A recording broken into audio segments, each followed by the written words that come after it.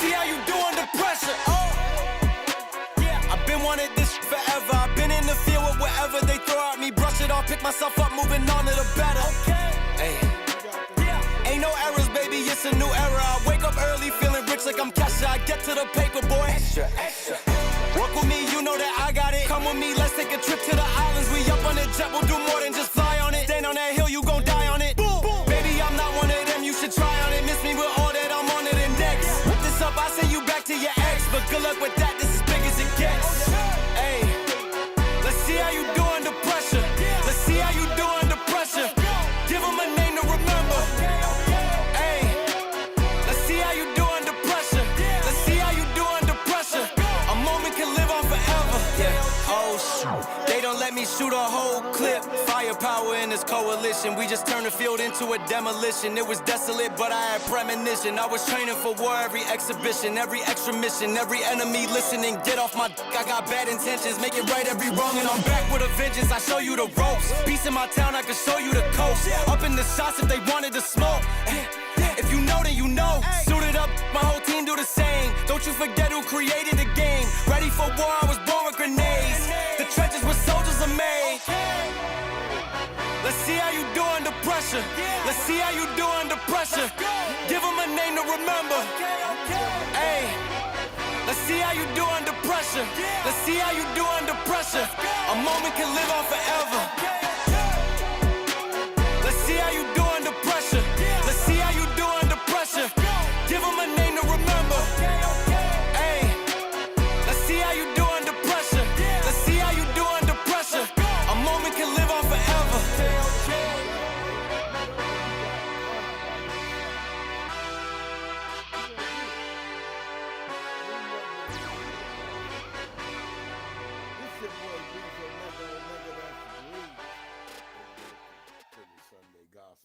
I hope you're having a great one out there. I hope you're getting ready. This is a holiday week coming up. I hope everybody's enjoying their family because we've seen a lot of crazy stuff going on.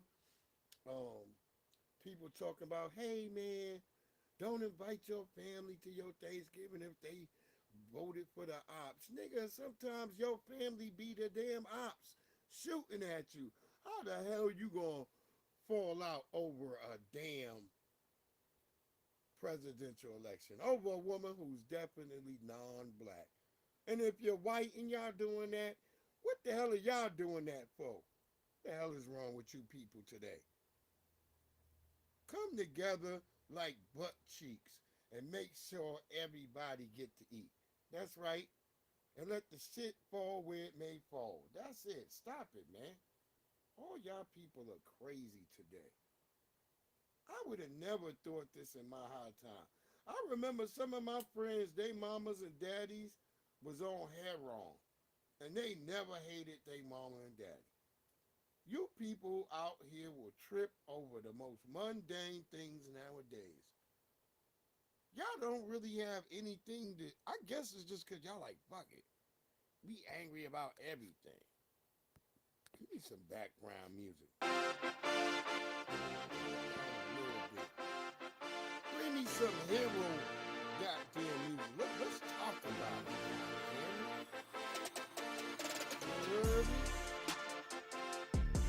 Just think about it. You gotta put up with some of the most despicable people in your family, and they got to know to be acting like something wrong with you. Because you decided, hey, man, I want to do something different. This voting this way has not been working for us. We're not getting it. And they're like, how dare you, nigga? You know, you got so many people talking about plantations, whether it's one plantation or the other. But they too scared to be honest about the truth. Like, niggas don't matter. They both plantations. Y'all don't want to even come out and be honest about that.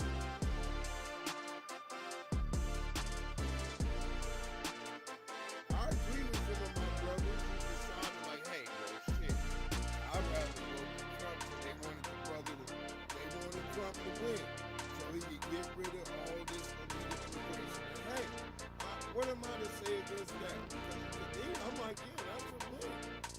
Because you have some people like, well, what is he doing to black people? And I'm like,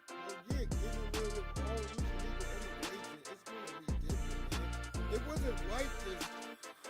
I don't know what y'all talking about, but this all, when you add all this free money in, giving all the free money to these people, it makes the prices go up because the producer, the manufacturer, they already know like there's all this money out there. So their job is to try to accumulate as much of that money as possible. So they have no consensus to bring down prices. That's how we end up with inflation. When you have a lot of free money just out there in the open, that's how you end up with inflation. Because there's no reason to bring prices down. Actually, you'll raise prices because you know that there's more money out in circulation. It's all about what's in circulation. You never think about that. You know, you be at your job, you be counting money, you're like, yeah, all this money is fucking new. You never think about how much of the money is fucking new. You can tell when it's a slow job, you got a lot of old money. You got to be careful, like, damn, bitch. She got the tape. The 20 got tape on it and shit. You start running across those type of 20s. That's when you know it's a slow time. You know what I'm saying? Especially if you're a person who work kind of like in the retail world, you kind of see the money that comes through. You like, either the money gonna be straight crisp, you can tell somebody who just came from the bank, or niggas that had the money in their wallet for a long time, and they just like, damn, you feel bad for them. I always try to help them get a goddamn discount. I be like, God damn, I can tell that 20 is old as shit. They been holding on to that shit. It's crazy, though. But that's what's going on, y'all. This is the Sunday Gospel. Let's get a little bit of church going on in here. We don't got much to do for it. Oh, I got a commercial I got to drop real quick for my dear brother, Chad. Let's go ahead and drop that real quick. Let's drop that. Boom.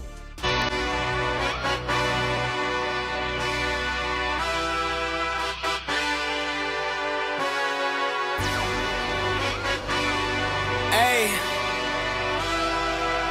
Yeah, let's see how you do under pressure. Oh, yeah, I've been wanting this shit forever. I've been in the field with whatever they throw at me. Brush it off, pick myself up, moving on to the better. Hey, yeah, ain't no errors, baby, it's a new era. I wake up early, feeling rich like I'm cash. Yeah.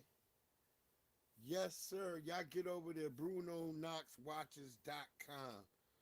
Go get you a dope-ass watch. That's my man. That's my homie right there, too, yo. Chaz.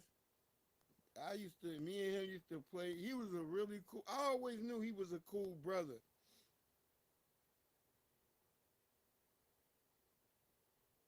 But you always laugh because you like, yeah, you just know, you like, yeah, this is going to be a brother that you can get with. We got to get some church. Oh, man, yeah, something went down at my job, man. Y'all gonna have to see that next, man. I swear to God. Y'all better wake up, man. This shit coming. And I don't think we talked about that story the other day, but I think I want to get into it because I think I might have skipped it over. But yeah, we got some stuff going on. Let's get it going. Let's get it going. Let's get it on. Ooh. You know what? My video today will be like old. I just cooked lamb chops the other day, so I might just post that because I still got the lamb chops. I ate one rack of them, me and my daughters, and then we still had one, and we might eat that today. Because we trying to limit like what the hell we eat before we get close to Thanksgiving. Because we know we like to eat on Thanksgiving. Yeah, but before we get to church, this went down at my job the other day. Has this been happening at your job? Let me tell you something. All right. Let me tell you something. Wait. Hold on. It went down. He was trying to tell him something. The show, he was like, God damn. Let me tell you something. Please, Miles de Meals. You know, whatever the hell they be screaming and shit. You know what the fuck. Yeah, they be like, hey, hey, I understand meals. Hey. Yo, man, it's a lot of crazy stuff going on too, yo. We gonna get to it because this the Sunday gospel. We gonna deal with it, man. But let's get a little bit of church going on. Hallelujah. All right. All right. Listen, this is what we. I want to look for y'all to do. Don't do what you did this morning. Y'all stop it. Okay? Why you messing with All the right. church? Now listen. It's Praise 10:18. God. Ain't The God kids good? got school tomorrow, and the parents got they to go to work school. early in This the morning. church, nigga, come on. What The you people that doing? got to get up at 4 and 5 in the morning, let's have mercy on them. People don't know black 'Cause they church have to lasts get up at long 4. as hell. Sir, no. No. I think church even longer now. No.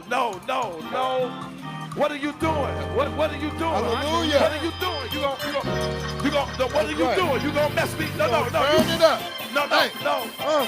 Hey, ain't God good? Uh-oh. Did you get that on? I see y'all two-stepping right now. Hey.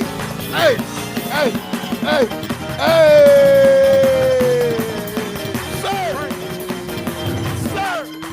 Yo, right now. Sit on that. Sir! There you go. Let him go. Let him dance. Let him dance. Oh, what's the point?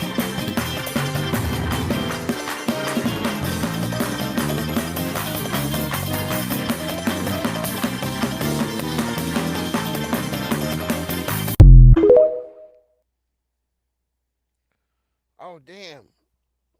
D-Love, you in here? What the hell? Why are they hiding you? What the hell?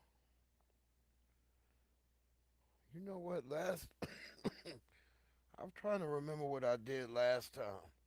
Because I remember that happened. Good Lord. What the hell? Let me see. Maybe I think I had dropped a link and then maybe you appear. We'll try that again. Because you'll never know if Big E or somebody. I don't know if you might want to come up. Who want to come up? Well, hopefully you'll pop in because I'm not seeing it. I'm not even seeing it on YouTube because I got the big screen up too. And I got my laptop. I don't see y'all on nowhere. That's crazy. You're going to have to make me put that up again. Like, let me tell you something.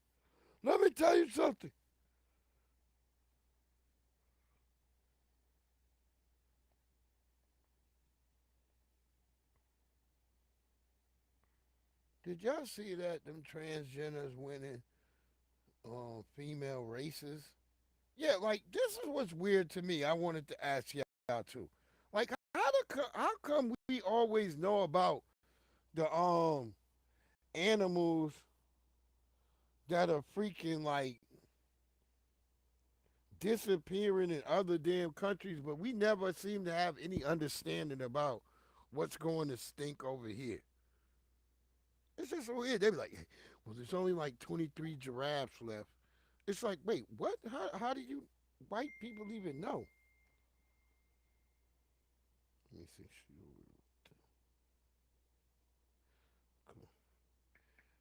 Yeah, I don't.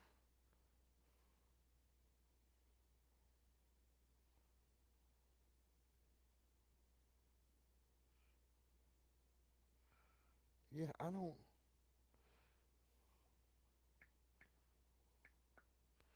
Wait, I'm trying to let her know. I'm trying to figure it out. I don't know. I'm clicking over here on different little things to try to resolve shit.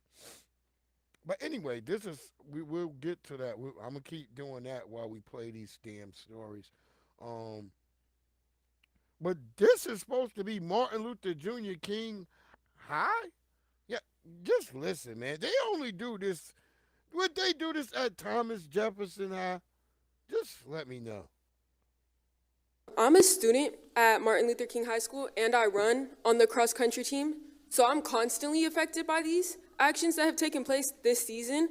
To see the athletic director turn around and tell my teammates that their shirts that say Save Girls Sports be compared to a swastika, that is not okay. To be told that they're being hateful people is not okay. And it is not okay that I have to be in a position where I'm going to practice and having to see a male in booty shorts and having to see that around me. As a 16-year-old girl, I don't find that as a safe environment.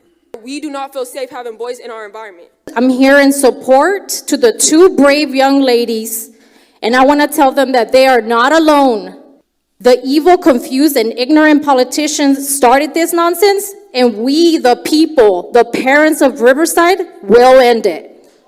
It's disgusting that you aren't standing behind these girls. You're not standing up for the daughters of Riverside. Like, when are you guys going to get a backbone? These girls do not want boys in their spaces, restrooms, locker rooms, or sports. That is not fair. When we send our kids to public schools, we expect you guys to protect our daughters. And you guys are failing them.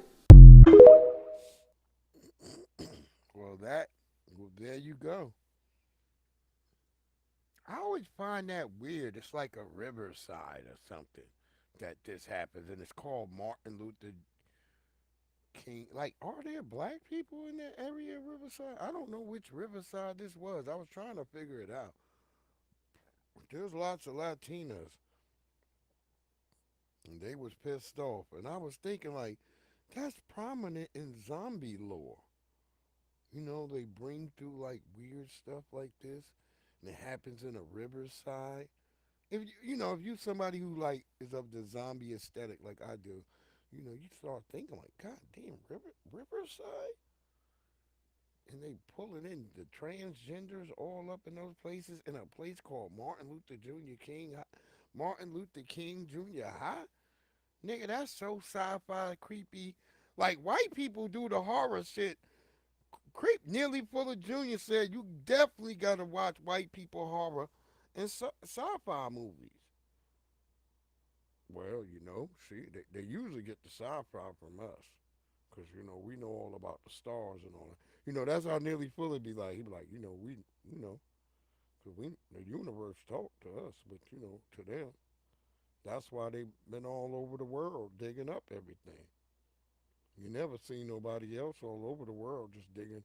That's what I'm saying.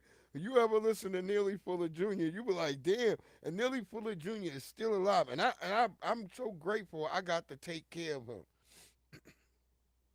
Because he was at the nursing home I was working at. And I didn't know who he was. I just know he was a really nice old black man.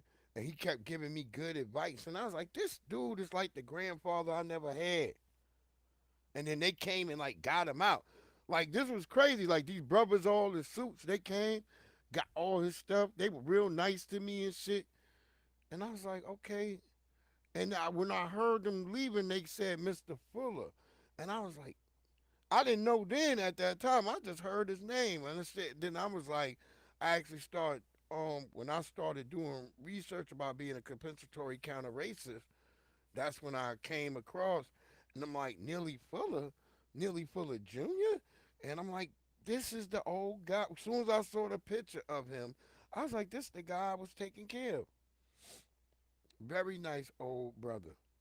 And he's still alive, still dropping nothing but gems. He does a radio show every weekend on Sundays. So I think it's now Sunday morning. He used to do it Tuesday and Sunday, but now he just does Sundays, I think. Because, he's older. Our brother's like 90-something, but still sharp as a pen. Still very sharp, man. Hey, April Showers, how you doing, beloved? April Showers is in here. All right, D-Love, you got to get in here. April Showers made it in. Get in here. But yeah, Nearly Fuller Jr., very good brother. Used to drop real quality stuff. But yeah, this is what's going on. That's Riverside, I believe.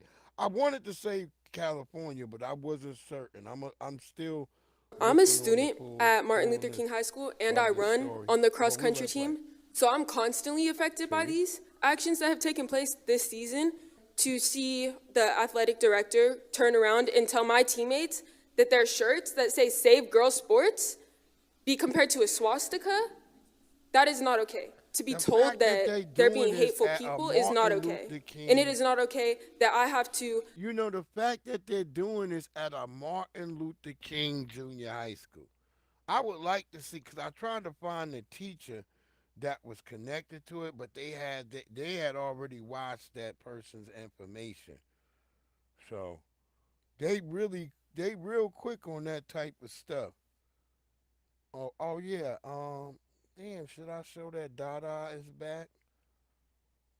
Because if y'all follow me, y'all know I always be playing Dada. But I don't know if I want to bring Dada back. Wait, what happened there? Oh, yeah, that case that happened.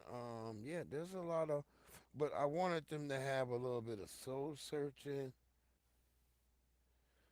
Oh yeah, yeah. I want this sister to cook in a minute. Yeah, cause that whole thing that they was doing where they was trying to play like, um, the Senator Nancy Mace. I guess she enacted a law to block like men from using the woman's bathroom, and they tried to make that like it was the same thing that black people went through in the 50s. And I'm like, I'm so tired of everybody trying to hook their anchors or latch their wagons to black people and use us for their bullshit propaganda.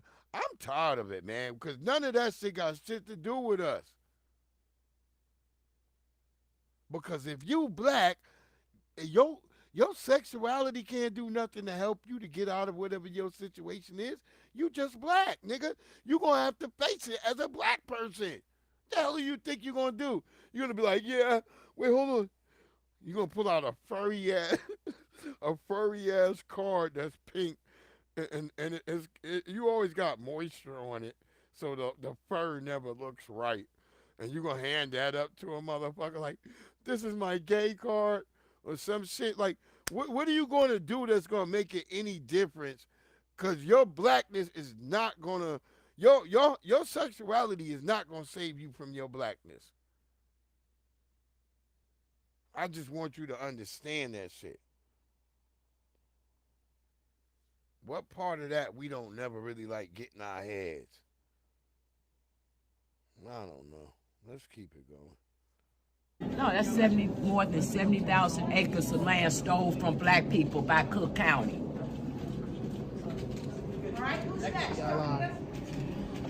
Stealing black people's land since 1948.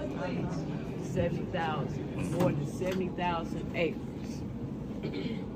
70,000 acres of land stole from black people. Go on, Cook County, Crook County. That's how you do it. That's how you steal. Oh, that sign up. Oh, that sign up, Bill Lorry. Yeah, there go that theft. There go that theft. That's how you do it. That's how you steal. Yeah. That's how you love steal. my sister right here. Go on, Crack Wickle. I love her, man. She put in. This person is Jessica Jackson. You know who I am. The person who land y'all stealing. That's right.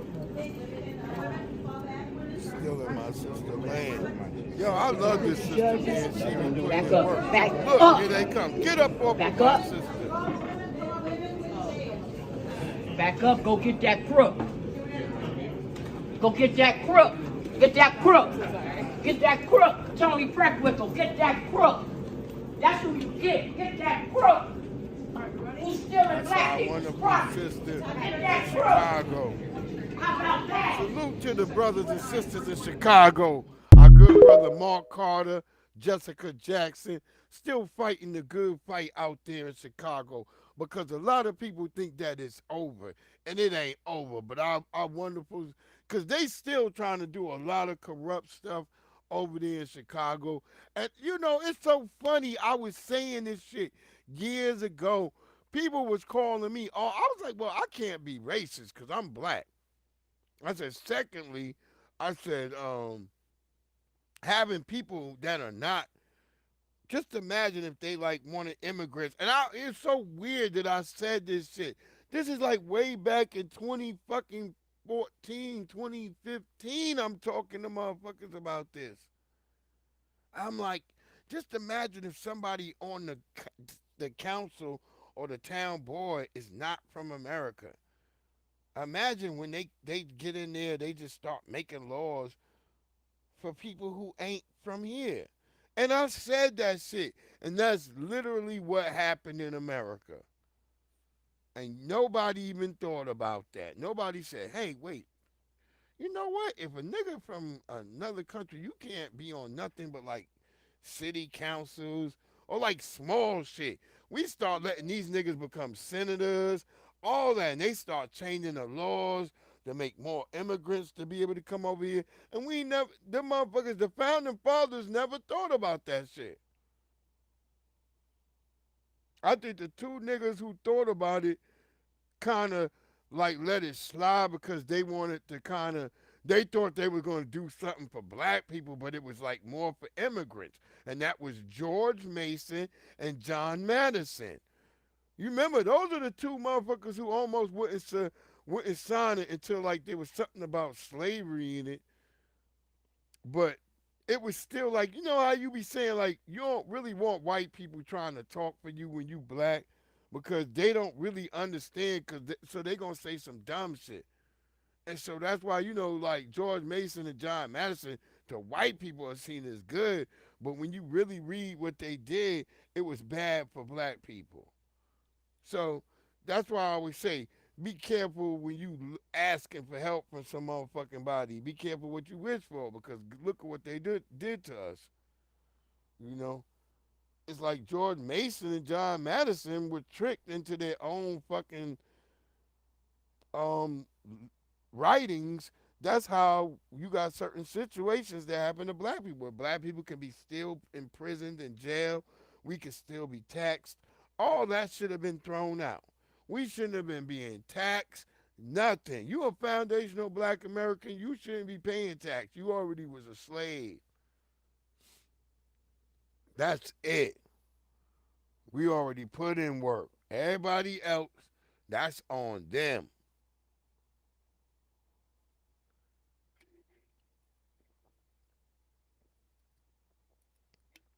You can't come to a country knowing what it's about and expect that your ass should get shit for free. That's it.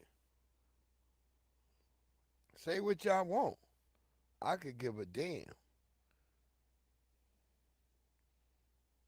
Because this is Sunday gospel, and it's all God's choice. God gonna tell the truth all through this. We not gonna sit here and play no games and let people play semantics with us.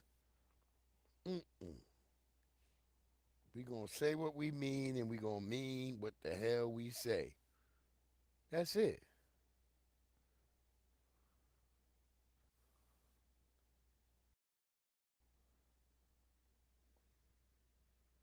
No, that's the wrong day.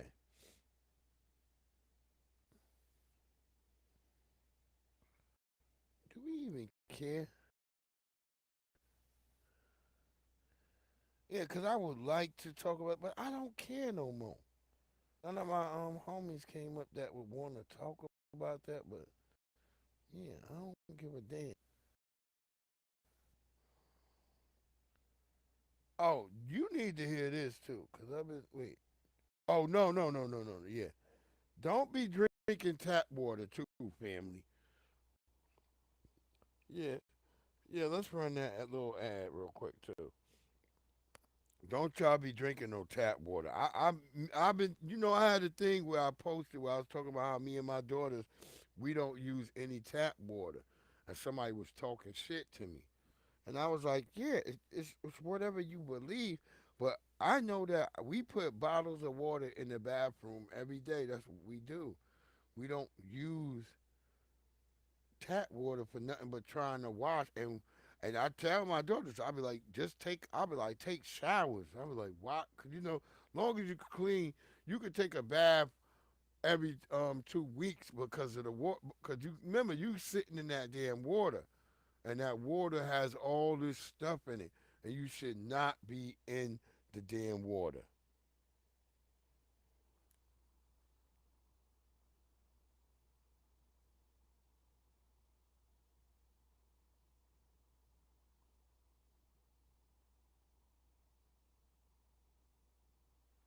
Let's put it in again.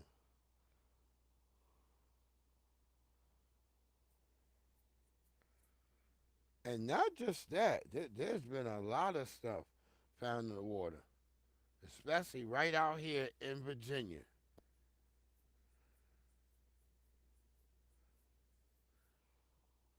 And so don't be messing with that damn water. Try to be as, you're going to have to buy water. Y'all be thinking like all these people using water in bottles. We all got to do that. It's like, it's really effed up. It's really effed up, man. You don't tell everybody what's going on. That's the sneakiness of all this shit. That's why I like looking at how Biden acting on the way he going out. He like loosening all these immigration laws and like trying to start World War III all at the same time. What, y'all don't think nothing's wrong with that? I mean, human to human. Just like if you was at your job and we were talking, and I was like, man, did you see what Biden just did? What would you be like? Would you be like, well, I don't have a problem with immigration? I mean, I don't know. I don't know, man. This was crazy too, yo. Giraffes are up next on the endangered species list. U.S. wildlife officials announced the population of them have been declining at an alarming rate due to issues like habitat loss and climate change-fueled drought. They announced a proposal on Wednesday to help protect several of the species. It's the first time the long-necked mammals, native to Africa, of course, would receive federal protection under the Endangered Species Act. Wait. How the hell do they get, like, this is what I be saying, like, this is what the wild shit people don't get. The United States can just say, like, you know what? You niggas don't got, yeah, this is how they kill you niggas in Africa, yo. Y'all don't really be getting it. They be like, all right, the giraffes is dying. Well, all right, let's kill off these Negroes. This is what they do to y'all, man. And it's sad. Y'all should be very alert when y'all hear that shit. Because y'all should know more about how the damn giraffes environment is versus the white people coming and telling y'all. But be careful. There will be some white people, and they're probably going to send Germans. That's who they always send, Germans. Y'all be like, what? Yeah. When you go to these African, what do they call them? Reservations? It's always fucking Germans, dude. If you've been to Africa, you can't lie and play like the white people that you met there wasn't German. I don't know about y'all. I've been to Africa. When you go over there, the people you meet are German. When you go on the reserve, when you go on the ride in your fucking Jeep and you see tigers, everybody's name is like Oppenheimer or some type of, it's always a German dude.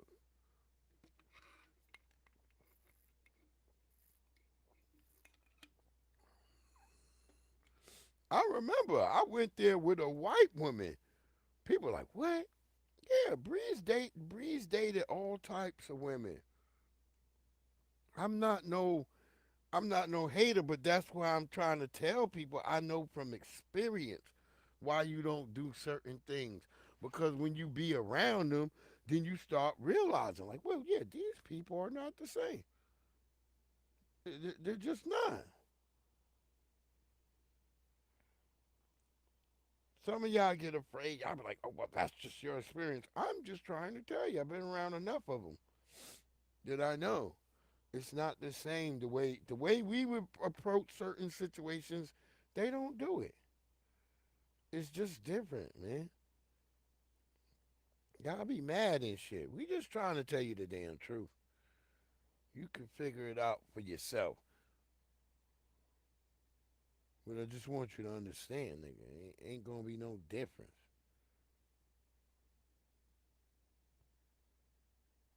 They're gonna be like, what was one nigga like? When you do to me, nobody knows their price. Yeah, women are really vicious, yo. But I don't want to say all women. I don't want to say all women. I hate to even say that shit, though. But this woman is very vicious. Y'all gotta see her, man. Action. But let's listen to the sister while we wait for that to come up. How dare Raquel Willis, a black transgender person, dare compare what transgender people may be going through because you can't use the bathroom that you want to use with what black people endured in this country. And this all came as a result of Congresswoman Nancy Mace introducing a common sense bill that everyone should get behind that basically says that if you are a biological man, you use the bathroom assigned for biological men. And if you are a biological woman, you use the bathroom assigned for biological women. Do you know why? Your presence in the women's bathroom as a biological man makes the rest of the women uncomfortable. Your presence in the women's bathroom should not even be up for discussion. And the fact that this person comes on TV and says that it's the same thing that black people endured, because she goes on to say that if this were the 1950s, Congresswoman Nancy Mace would be discriminating against her, keeping her from using the women's bathroom. It's not the same thing, because as a person of color, I did not ask to be the color that I am. I didn't choose my skin tone at birth. I wasn't given a multiple choice card to check off A for white, B for black, C for Hispanic, D for other. I didn't get that choice. You get that choice. When you make the decision as a biological man to put on a dress and put on high heels, enter the woman's bathroom and put on makeup, you have made that choice. Now, I do not judge you for your choice, because you're free to make any choice that you want in this country.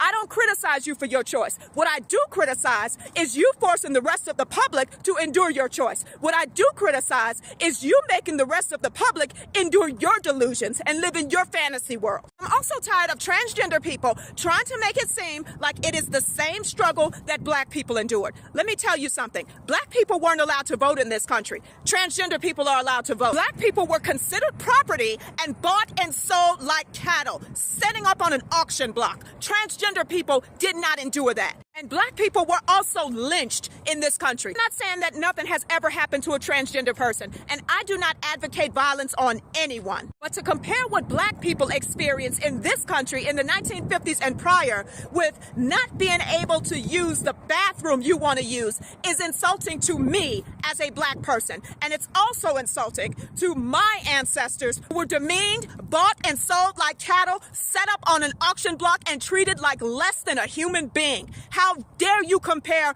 what you think your struggles are to what people experience in this country who had real struggles? So you don't get to piggyback off the struggles that African Americans in this country endured. You don't get to say that it is just like what you're going through because you can't use the bathroom that you want to use. And I think that every black person who agrees with transgender people piggybacking off of black people, I think that you all should be ashamed of yourselves. She right on a lot of that, except for that last part with the African American. But she probably just like, cause she kept saying black Americans at first, and I think she just slid off her track. That's what happens sometimes. But no, we are foundational black Americans. We're not trying to disparage or say anything to anyone else. We are different. Some others are African Americans, some are black Americans. But we are foundational. We are different. We are cut from a different cloth. We are those that have suffered the toiling, blood, sweat, and tears, who have built this country from the ground up. There would have been no country before we built it. And I'm sorry to all you naysayers and you haters who would like to try and deny it, but you can't, nigga. It's goddamn in the DNA. As Fannie Lou Hamer said, if this earth could speak, it would call for our blood before it said anything. Stop fucking with us, man. We from this soil right here. We put in work. Everything we did is right here. I never heard no Africa. I always heard, I'm one of those niggas that say, I always heard my great granny telling me there's Indian in our family. That's what I grew up. I used to sit on my great grandma's lap. And she used to feed me those molasses cookies. They used to come in like a red package, Archways, I believe that's who made them. But I always ate those cookies. My granny used to give them to me. She used to have them, they be up in the damn, you know how you had a thing where you got to open, it's got glass? And she would always tell me, go in there and get them those molasses cookies. Cause she was like, at that time, she's like, I used to make these. And that's why I believe my grandma, she said, I used to make these. She didn't say like, oh, I used to make something like this. She said she was making those cookies. My great grandma.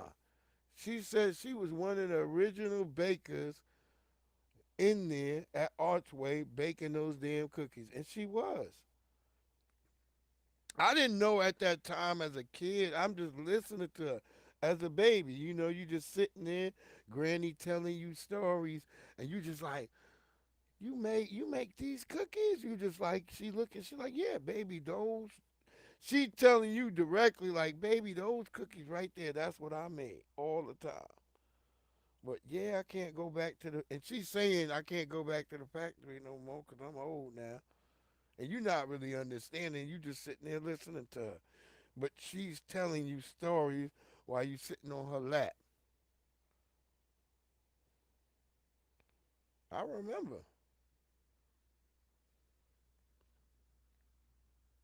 That's why I be trying to tell people, stop thinking your great granny didn't tell you no real truth. She was telling you the truth. Just because you was so little, you couldn't really understand it in your mind. But she was telling you because she was like, she wanted you to understand that shit. So later on, you could spread that shit down the line.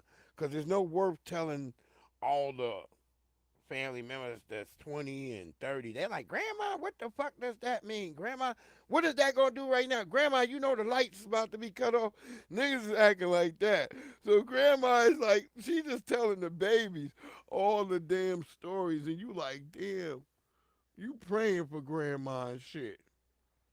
Cause grandma, I don't know. Like, there's some brothers, there was one comedian I saw, he was talking about, he said he had a mean-ass grandma. But I'm talking about my great grandma. Well, my grandma was actually mean, so I can agree with that, brother. My grandma, yeah, things didn't go out well for her because she was out there, you know, chasing shit in the world. And so, yeah, it didn't work.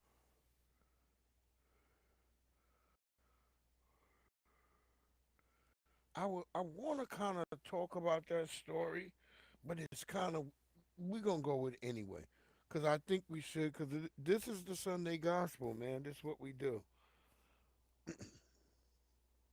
We're about the stories that black people should be focusing in, and those who are black adjacent, because I would say the same thing when I talk about people being white adjacent.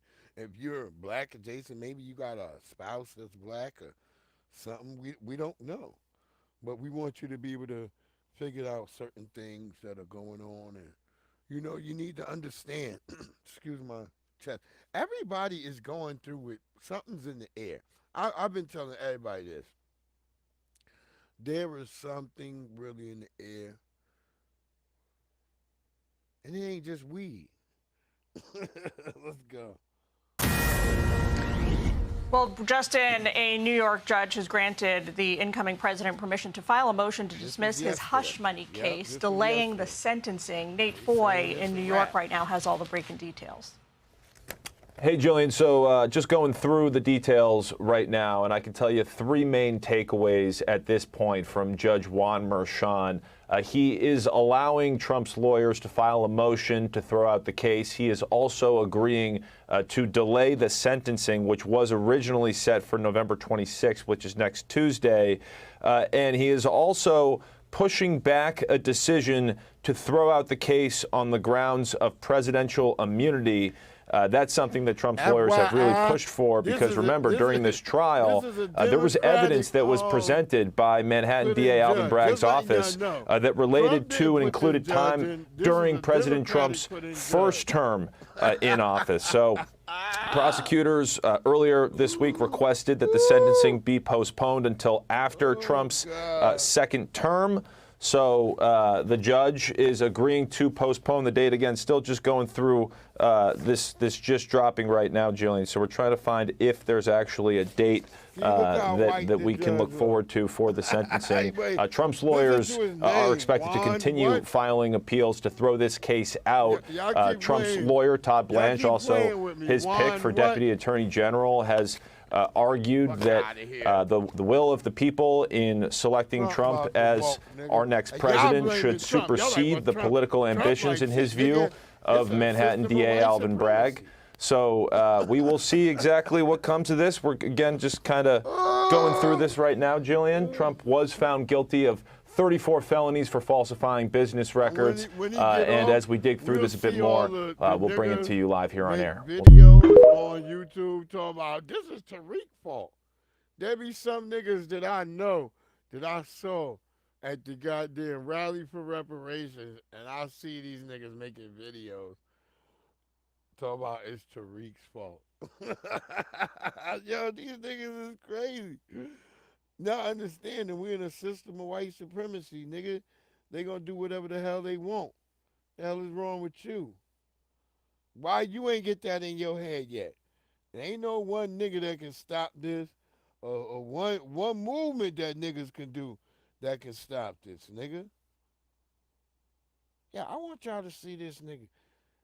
This nigga was a young rapper, but it looked like somebody been trying to cut this nigga head off since he been in jail, but I don't know.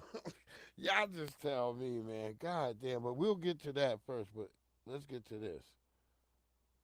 A woman in Thailand has been sentenced to death for killing 14 of her friends. Surat Rangsi Wuttaporn put a type of poison called cyanide in her friend's food and drink while they were away on a trip last year. Cyanide starves the body cells of oxygen, which can induce a heart attack and cause death within seconds. When Siriporn's autopsy revealed that she had traces of the poison in her body, police arrested Surat and uncovered other similar deaths dating back to 2015. But why did she do it? Well, police say that the 36-year-old had a gambling addiction and she would target friends that she owed money to and then steal their jewelry and other valuables. And she wasn't completely on her own. Her former husband, an ex-police officer, and her lawyer were sentenced to prison for hiding evidence to help her evade prosecution. Police actually think that her ex-husband helped her poison an ex-boyfriend. She pleaded not guilty to the charges against her and is said to have smiled at Siriporn's mother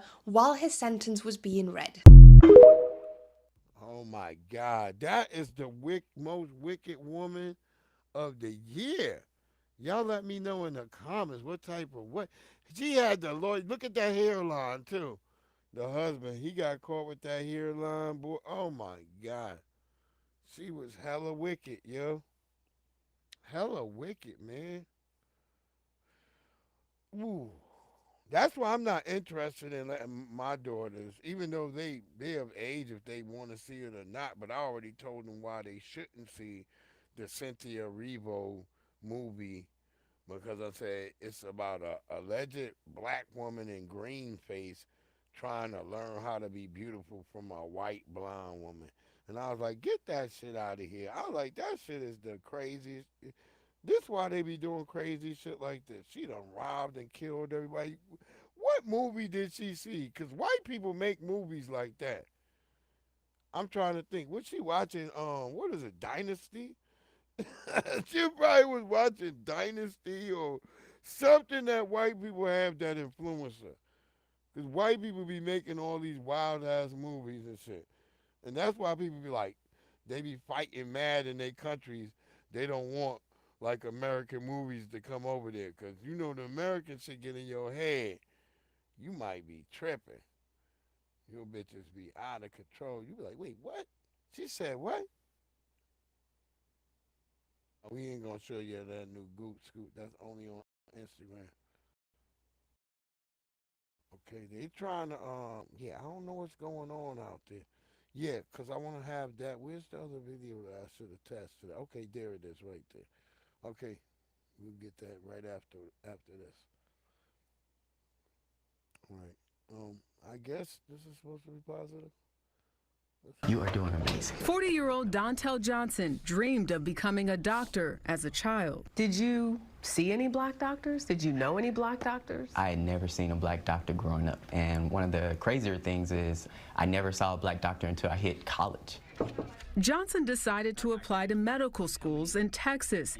But when a friend told him about a potential school in Nashville, Tennessee, full of black students, he was in shock. I told him he was a liar. I said this place didn't exist.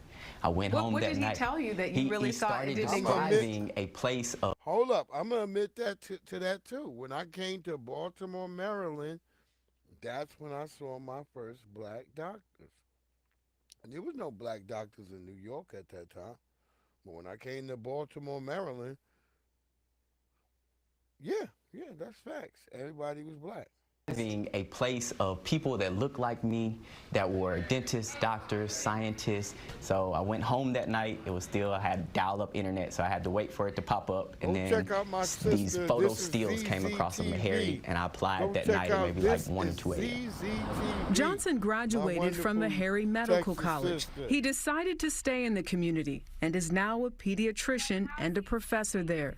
I think one of the things that's really coming to light, that patient population of African Americans and how systemic racism, how history, how the healthcare profession overall has not always been there for this patient population.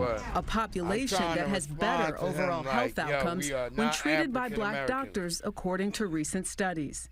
To further those connections, this past August, former New York City Mayor Michael Bloomberg announced a $600 million gift to all 4 HBCU medical schools. Combined, they have educated roughly 50% of all black doctors in the United States. Currently, African Americans make up about 14% of the population, but represent a little more than 5% of doctors. Having a healthcare professional is important in the community, but also having a black healthcare professional raises all the votes. Dr. Valerie Montgomery Rice is president of Morehouse School of Medicine in Atlanta. How does that uplift everyone? First of all, it's going to allow us to educate and train more black and brown physicians, and it's going to allow those students to have more choice in where they want to practice and to be less burdened with debt. And that's something she's already seen. In 2020, Bloomberg gifted Morehouse School of Medicine $26 million to help students pay down debt. Resident physician Jamil Joyner received $100,000. It not only says we believe in black doctors, it says we believe in black institutions. All right, nigga, he already got me. He like, wait, hold on.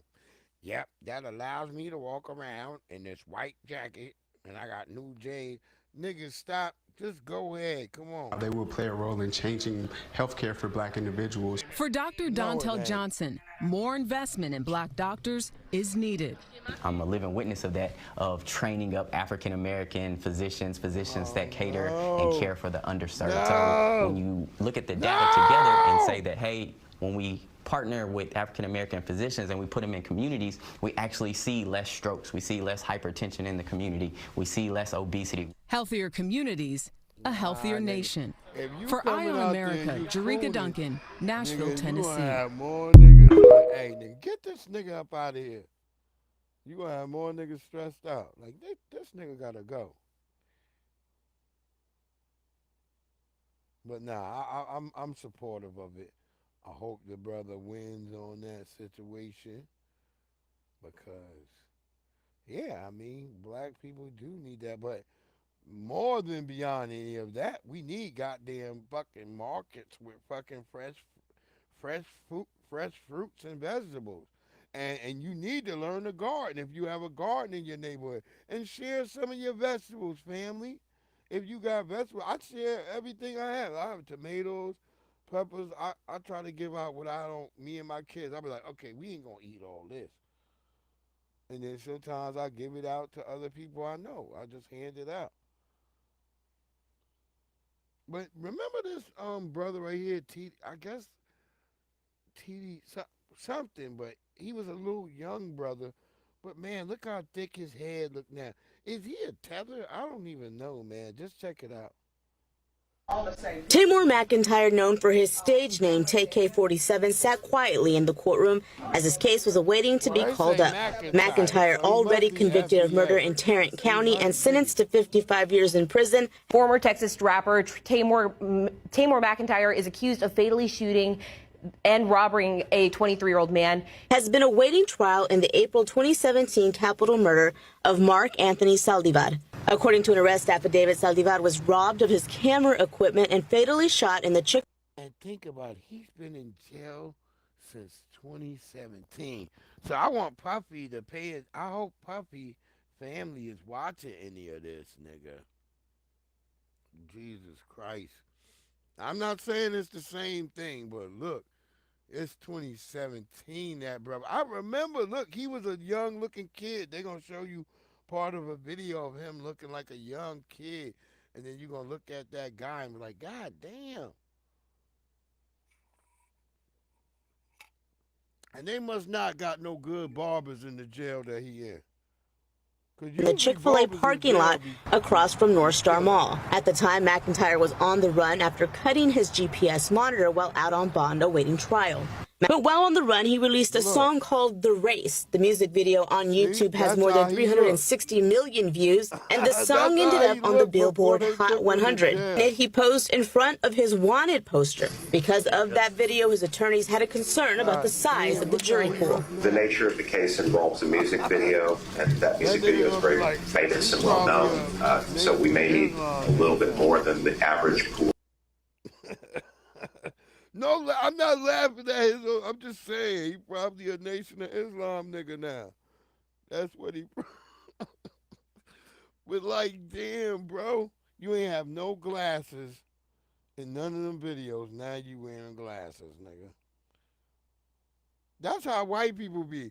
When white people show up to court, they don't have no.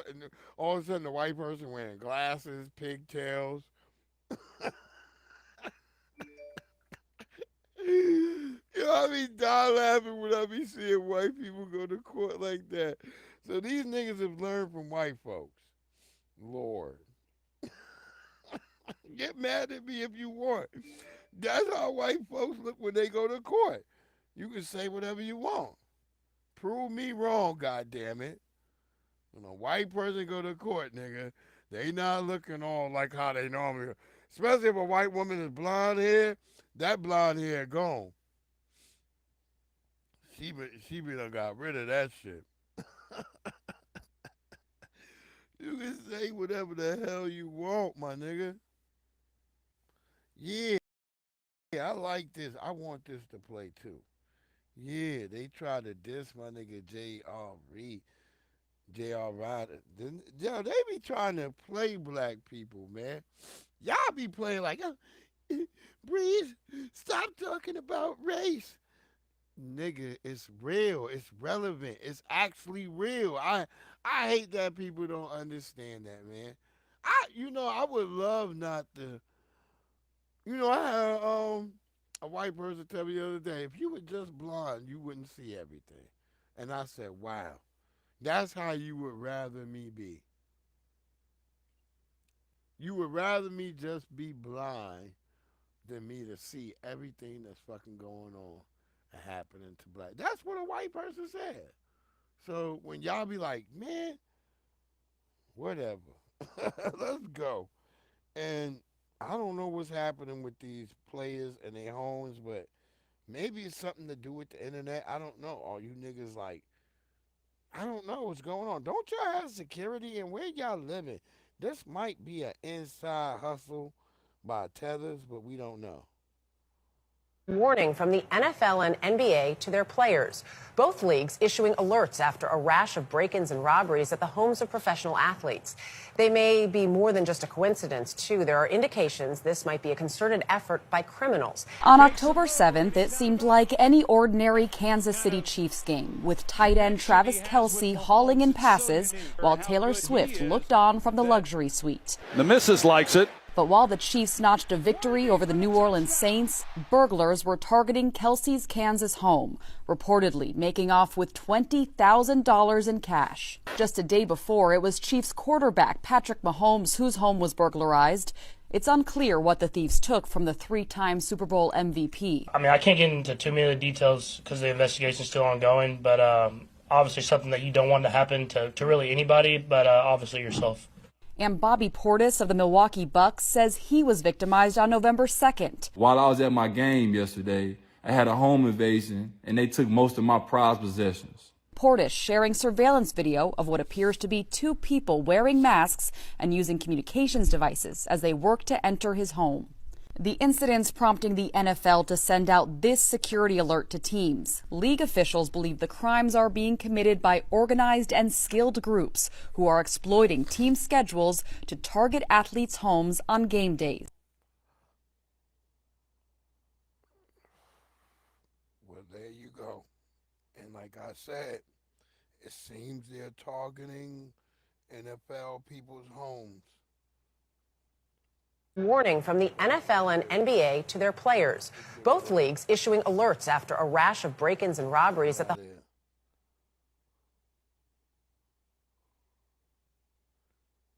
Yeah, what's going on? Is she not hearing? Is she not able to hear me? Hold on. We're going to fix something and then we're going to come back in. Hold on, y'all. We're trying to get something going on. Something is bugging.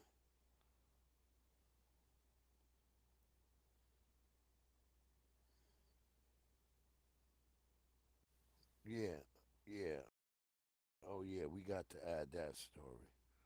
We got that. Because I guess some of the stories we doing, they like, oh, they acting like, look, y'all like when I'm talking out here babbling and shit and just talking about, like, straight that shit. But when I start focusing on what's going on in the real world, especially when I point the direction at them white folks, they be like, oh, hell no, this nigga is posting stories we don't like to be out. But we gonna post them, goddammit.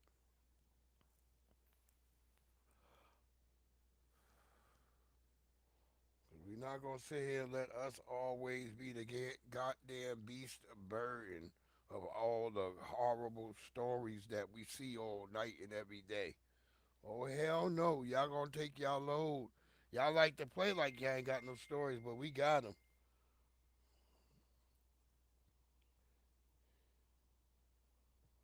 Okay, you here? All right, you back. Okay, she can hear me now. Look, here go Portis. Go ahead. But while I was at my game yesterday, I had a home invasion and they took most of my prized possessions. If you have any info regarding this, please send the info to info@bobbyportis.com. Like I said, if you have any info regarding this, can you please send the info to info@bobbyportis.com. Any info that leads to the return of any of my belongings will be rewarded handsomely. I repeat, any info that leads to the return of any of my belongings will be rewarded handsomely. Let me know. Thank you. Damn, yo.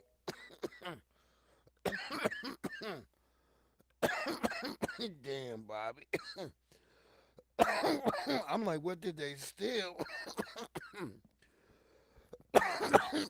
Because this is dangerous, though. It's dangerous either way. Because our brother, he could end up, oh my God, please, Bobby. I don't know. Whatever they stole is a weakness for him. And he needs it back. That nigga about to go like the Lord of the Rings nigga, my precious. That nigga like, my precious, bring it back. That nigga about to go crazy. Oh my God. Give him back whatever y'all stole, please. If this reach out to anybody,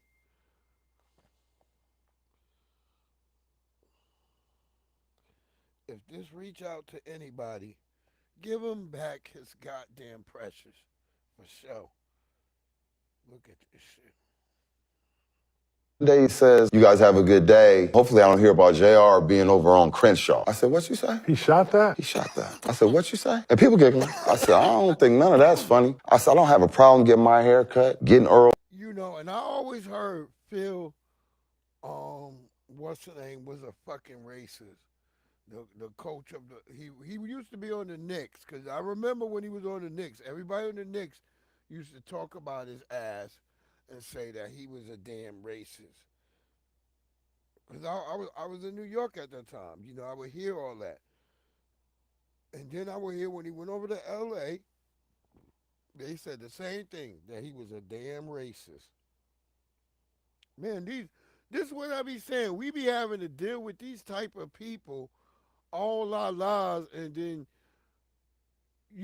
they want you to be like, oh, well, he's angry. We see some of the basketball players who left the NBA, and we understand the reason why, like why they left, because it was like, it was a bunch of racism, a bunch of bullshit going on.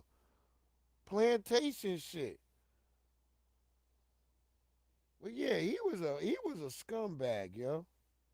Getting Earl's dog or getting my hair cut on Crenshaw and then sliding out. I said, nobody in their right mind just hangs out on Crenshaw, brother. And I don't have a problem being around my people and my folks and spending money in the neighborhood or the ghetto at barbecue joints, fish joints, or whatever. Oh, no big deal, da-da-da. And that's cool. But from that moment, I always looked at him different. So I get left off the roster at the end of going into the playoffs. He leaves the roster. Go read the wall, the roster for the playoffs on the wall. I go to the wall. I don't see my name. I said, my eyes must be playing tricks on me. I don't see my name. I spin off. Me and Phil never had no argument. It was no public, nothing in the paper. We never had no stuff. I felt it was a disconnect somewhere during the season where, then I internalized it. They've won the year before. They have their squad. I'm another guy. That's how he's comfortable with who he's comfortable with. Bishaw, Harp, and they were playing well. So I internalized it and said, let me do the best I can as a professional. But anyway, he left me off the roster, and Shaq was like, what's up with that, bro? I'm like, man, I don't know, man. He's like, what do you mean you're not on the roster? He's like, Phil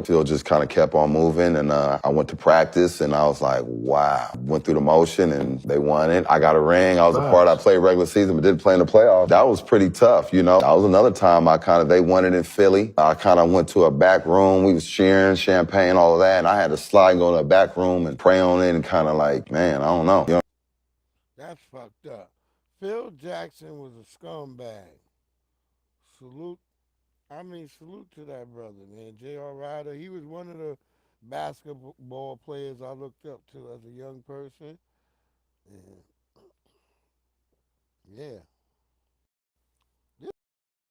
This is wild. This is another reason why we gotta have deportation too. Right here. You're gonna see this in a minute. You're gonna be like, what the fuck?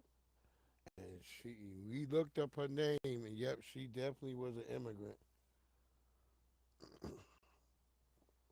Let's keep it going. We're going to get to that story. Family of a young man, a serviceman, is pushing for answers and accountability after he was found dead in a river in South Georgia. Devin Jeter's parents shared these pictures with us. He was 25 years old, was a naval weapons specialist stationed in Jacksonville. His body was found on Veterans Day. His family says he came to Atlanta to look for a car to buy with his parents. When they couldn't find a car they were looking for, his family dropped him off at the airport to pick up a rental. His family believes he could have been saved had there been information about his disappearance released sooner. They say it was 6 days before police shared it.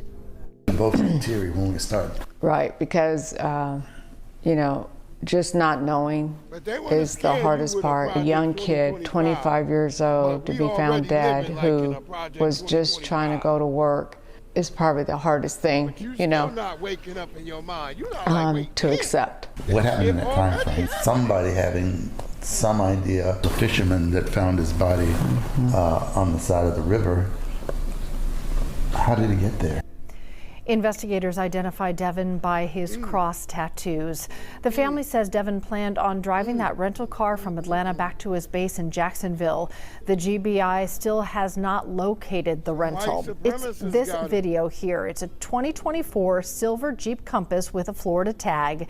If you've seen this vehicle, please call the GBI. The body of Devin Jeter was found near a boat dock on the Ocmulgee River, roughly midway between Atlanta and Jacksonville. We want anybody with information to come forward because we really don't have a lot to go on. Telfair County Sheriff Sim Davidson told our sister station WMAZ that his department's investigation isn't turning up many leads. We found the body, and outside of that, we don't know how it got here. Don't know how long it was here. Listen to that. What law enforcement does know. I'm believing the they Bureau had of something to do Investigation with says it. that Jeter rented this 2024 silver Jeep Compass with the Florida license plate EWAG47 from the Hartsfield-Jackson Atlanta Airport on November Tell 7th. your children, That vehicle has beware. not been Don't found. be stopping GBI for no also says white that Jeter folks. did not appear to have Nothing. any Even if they injuries when say his they body the was police, found, but the make Telfair sure you County get coroner said somewhere results of an where other official people can autopsy see could you take and weeks. possible other Jeter was assigned to the cameras VP-10 can Red see Lancer you. Squadron at NAS Jax. In a post on You need Facebook to Friday not- afternoon, you the just squadron stop wrote, and- quote, "It is with pull it deep over for these sadness damn that we announce the police." passing of AO3 Devin Jeter, loving family member, cherished friend, and dedicated sailor." According to the squadron Facebook page, Jeter was deployed with the Red Lancers to Japan earlier this year and logged nearly 2,500 flight hours while serving as an ordnance team member and support equipment operator. His squadron wishes him fair winds and following seas. Meanwhile, law enforcement continues to look for clues about the incident. No piece of information is too small. We really don't have any leads. We really don't have any that other accent information. right there, let me know, brother. You was in the wrong neck of the woods, brother. God damn, you went the wrong direction, bro.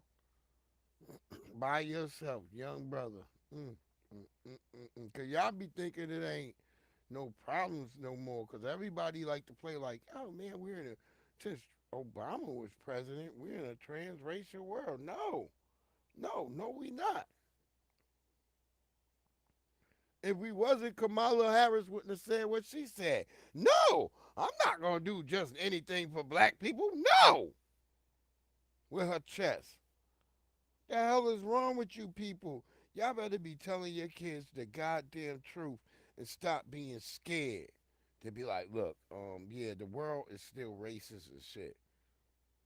Because a lot of niggas be scared. They be like, man, I just want to not tell them that this is the world we live in. Oh, Lord. Nigga, we live in a fucking racist, nepotism world.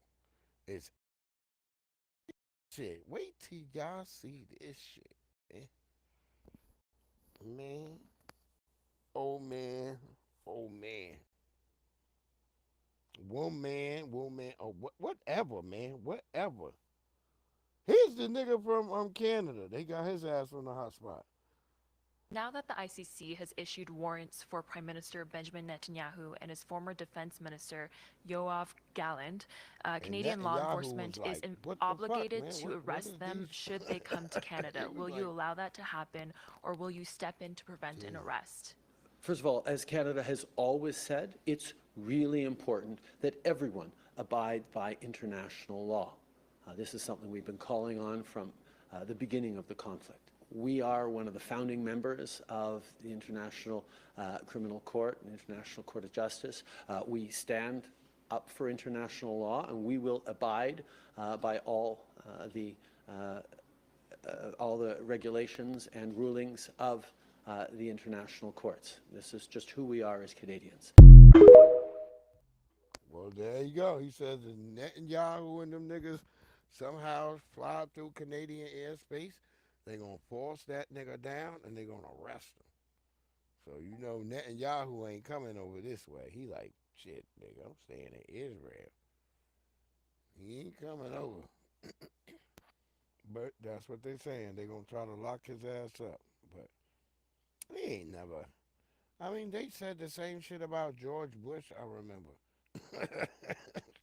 And George Bush just didn't go anywhere. He just stayed in Texas.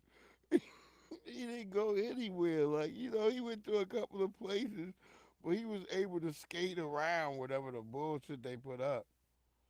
Yo, it's so funny. My man Dewan B. was Yo, Dewan B. was talking about Torrey, and I'm about to look at Torrey right now, yo. I wanted y'all to see this shit too, because it's funny. I was laughing because niggas called that nigga the undigested version of a Cornell West.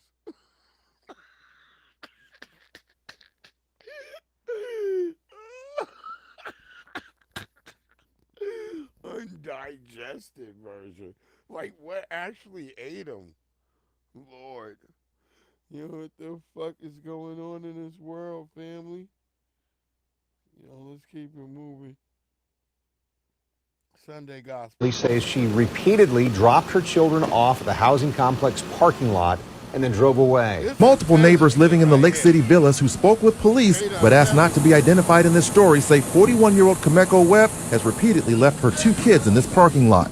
I mean, they get dropped off pretty early in the morning and then picked up like really late at night. So they're out here till midnight, 1 in the morning. Where did she go?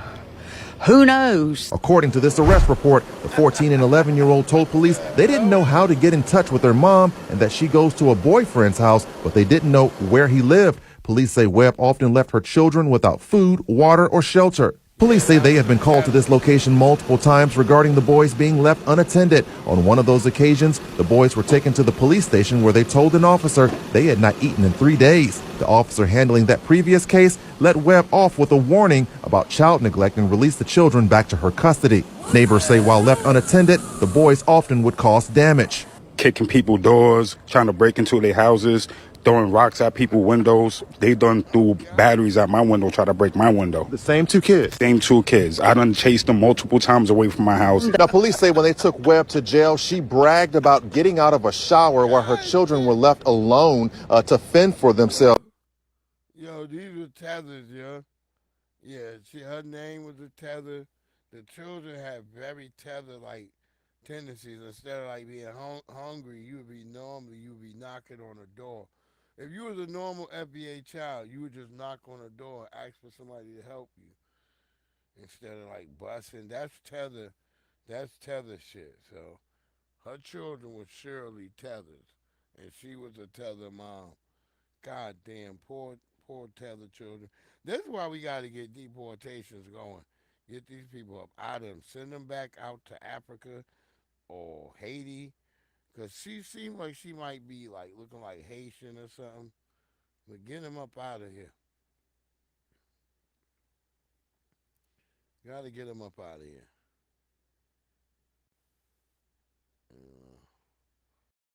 Yeah, and black people, be careful in these Walmarts and shit. Just like, yo, what? Y'all crackers acting crazy? All right, nigga, I'm going to go to another one. It don't be that. Walmarts be around all over the place. Or go to Target. Because you don't really get messed with in Target. I've never really had no problems in Target. You know what I'm saying? But look, this is the governor of Massachusetts. Now, peep game. Pay attention, y'all. The Massachusetts governor has now nominated her former lesbian girlfriend to the state Supreme Court. Was there no one else more qualified? No. I had a personal relationship with Judge Wolahojian for many years, so I happen to also know something about her character and integrity and the kind of person she is. I don't want the fact that she had a personal relationship with me to deprive the Commonwealth of a person who's most qualified for the position. The Massachusetts governor has now decided to nominate her former lesbian girlfriend, Gabrielle Wolahojian, to the state Supreme Court. She claims that no one else was qualified for the job but her. This decision from the Massachusetts governor has garnered controversy from commenters online. Commenters claim that this is a clear conflict of interest and nepotism, and that the Massachusetts governor needs to be investigated for corruption. But what do you think about the situation? Do you think that this should be considered conflict of interest? Let me know down below. I say conflict of interest. Let me type that in real quick. Let me write that in. Hold on, let me write that in. That shit is a conflict conflict of interest. There we go. And see, now I just posted that. That's for me to understand. That was a goddamn conflict of interest. You got your carpet munching friend. You like, well, ain't nobody else can do it. Only her. I'm a, I'm gonna pick her. Like, I mean, god damn. And then that explains how you moving around and becoming governor. This is creepy. I just swear I hate this world. I really do. I despise it. Rather you like Trump or you like Kamala or anything, you should be like the whole fucking world is effed up, man. It's all effed up. Everybody too comfortable be like, yeah, well, shit, we got to take this shit down. There ain't nobody trying to do nothing. That's why I said it would be in the white people's best interest to stop fooling around and just give black people our reparations. Our money's going to go right back into this country. It's not going to go anywhere else.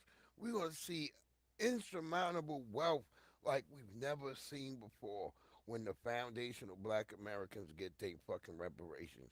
You're going to see the wealth just. I'm trying to tell y'all, we're going to be in space before everybody else. I ain't talking about like space like we is now. We gonna really be in space, nigga. I'm talking about real shit. Orbital elevators and shit like that. Y'all don't be thinking like that for space. Y'all be thinking like, oh, just shooting rockets. No, nigga.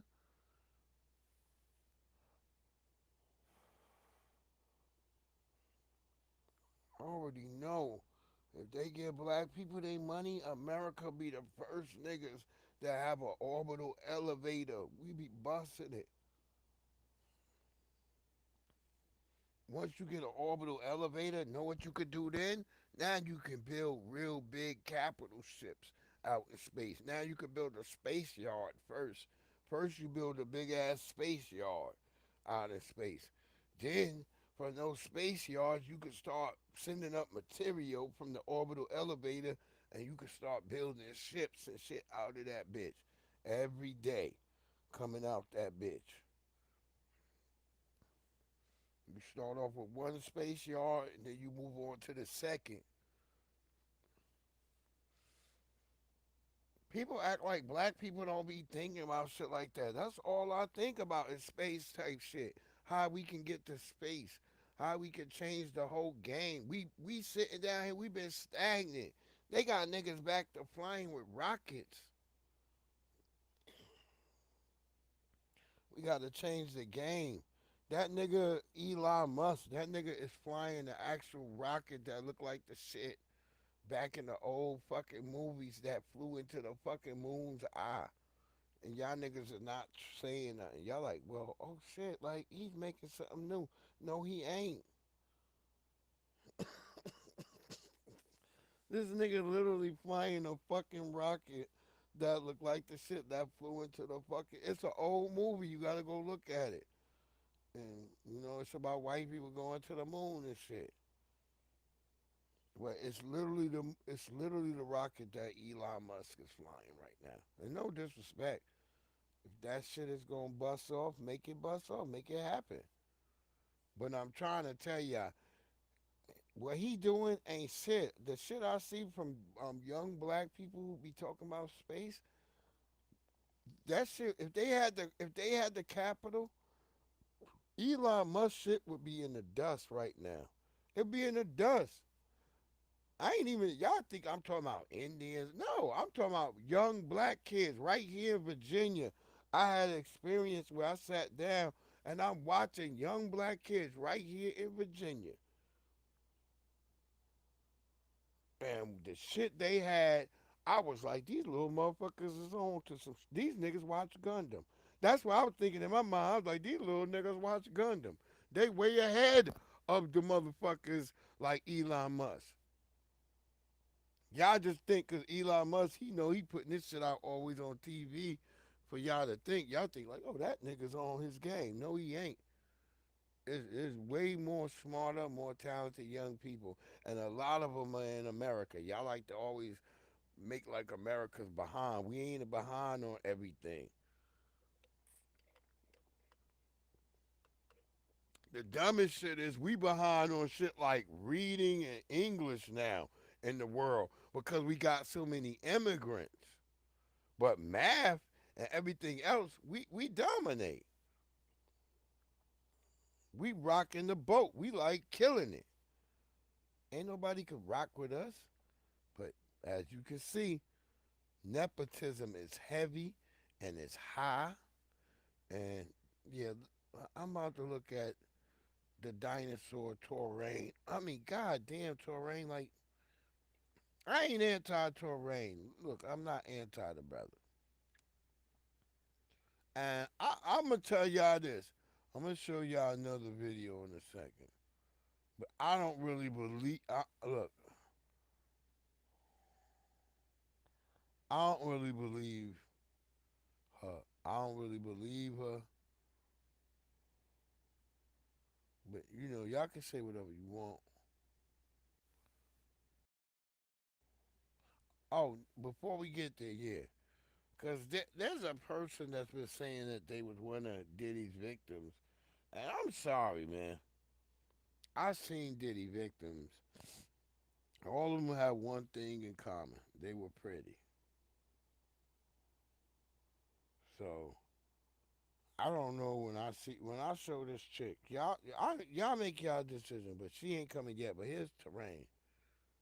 It's time to destroy a long-running rumor. People continue to think that Prince's mother was white. I got tagged in a video yesterday asserting that Prince's mother was white. The lie persists for sure because Prince once told it. He told an early interviewer that his mother was Italian. She was not. He also had a white actress playing his mother in Purple Rain, but there's a reason for that. The reason is partly Prince.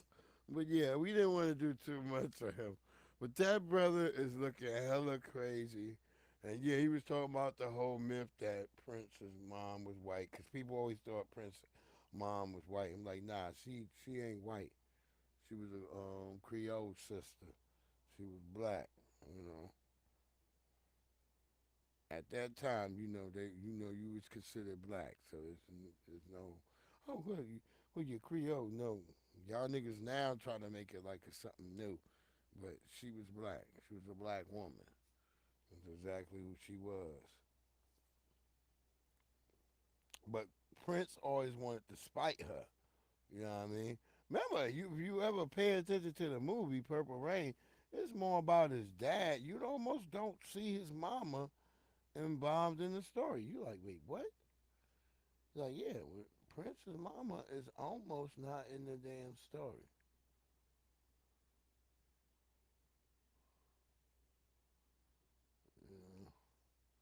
You almost don't notice her. They just a quick blemish of allegedly his dad putting hands on her, and you almost don't see no more. It's more about the dad testing his ass the entire damn time.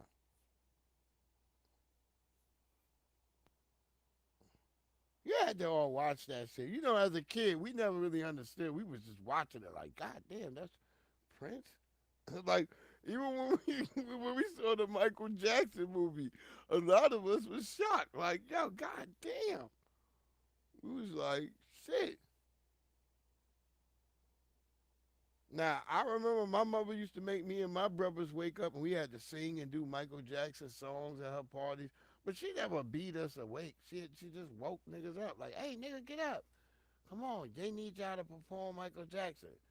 And me and my brothers would get up and find our fucking outfits, put that shit on. If we had if our hair was right, we might pick our hair out. We'd be tired. And we come down that bitch and we would do that shit. We like. Because if you grew up in the late 80s, early 90s, your mama was probably throwing parties in the house. Y'all like, what? Yeah, your mama probably threw parties in the house and she served food every other weekend. She might be doing some shit to like help somebody like with their rent, something. Or she might be doing it for you to get so your ass had rent. And she served plates.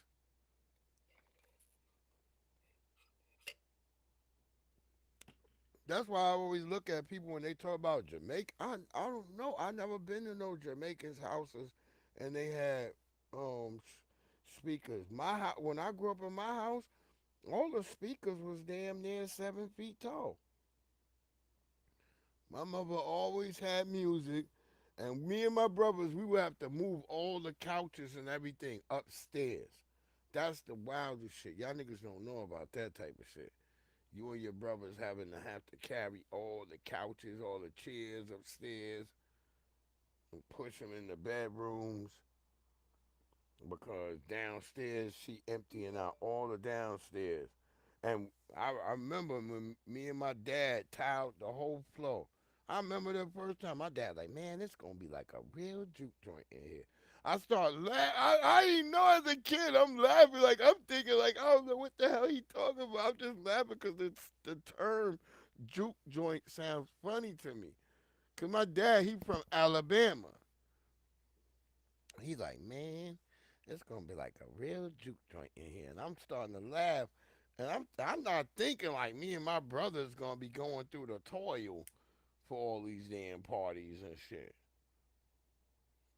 You know what I'm saying? You're not thinking as a kid. You just thinking like, all right, he paying you $5 to do this to help lay the tile.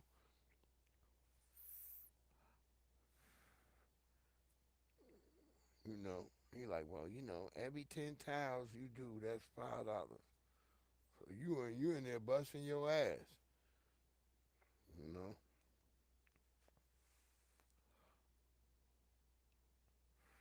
This whole shit when I see people today who don't want to pay their kids, I be like, that's some weird shit. You should pay your kids. Let's keep it going. Well, we're going to stand right here while you shop. Joshua Lane, a father of two and married, was shopping for a movie projector for his kids at Walmart in Vacaville on March 28th. So I went around to another aisle and I noticed that they're trailing me again. Lane, who works as a longshoreman, says a conversation started initially with one man working security. I told him, I'm a working man, showed him pictures of the wife and kids, kind of apologized, but he told me, you fit the description. What's your name? I don't have one. We moved to another aisle, continued speaking. That's when the lady followed me again. This happened at least 3 times, 3 different aisles. Customer inside who's being hostile and threatening. And she asked me to leave. What? Wait, hold up. Fit the description of what, brother? And you just still like in there? You should be like, yo, look. Whoa, I don't know what the hell y'all want. Look, I'm going to just leave and go somewhere else because I don't know what the hell y'all talking about. Me and my children trying to shop. And this is what I'm trying to say to black people. Like, no, back up, dog. Ain't nobody need you in my way. Is to leave these type of places. Do not sit there and try to continue to shop, man. She asked me to leave. Once she said those words, I knew she was on the phone as well. Ceased everything. I headed towards the exit. We looked at the Vacaville Police Department incident report, which stated Lane was told about trespassing laws. The officer also told me to go ahead and leave the area. Don't come back. This is private property. I had to leave the parking lot and everything at that point. When Lane and his wife contacted Walmart claiming racial profiling, the company emailed them saying that they were unable to substantiate that allegation. You should have sent the video to Walmart. That's what you got to do. When you send that video, be like, look at how they harassing me. Walmart will respond. Because I had a situation like that. I sent Walmart. The motherfuckers one day sold me a fucking. I wanted to buy a spray container for my garden. So I ordered one through Walmart. I was like, well, I ordered a bunch of stuff. And I was like, well, I'm going to just go pick it up at Walmart. And then all of a sudden, I get there. They give me a spray bottle, but I'm looking. I noticed like it's got a rip. It's got a rip thing on the front, and I'm looking. It look like it says like something with chemicals. And then I open it, and I look. I notice. I look in the container. I see like suds and shit. And so I open and smell it. I was like, it smells like chemicals. So I'm like, yo. I tell a nigga at the spot. He like, what? I'm like, yo, look. Y'all don't know this shit got a goddamn smell in it. I'm like, yo, hold on, yo. Cause see, I be checking my packages. So the Indian bitch, she thought I was just gonna let that slide. I was like, nah, I'm on the phone with them right now, bitch. Cause I got the app and shit. So when I go to Walmart, I have the motherfucking app. So I'm like, I can hit that button like the customer service and that shit come up quick. I'm like, yo, they trying to sell me a fucking thing. Yeah, they had to give me my money back and they gave me a free fucking joint. That's how you gotta be with these people, man. Y'all be like, shit. No longer we taking what they do to us subpar. We not accepting it. No more. No more. Well, look, this dude, what's his name? Conor McGregor. It looks like they finally done caught up to his ass. They like, shit. They are coming. Go ahead, Sam.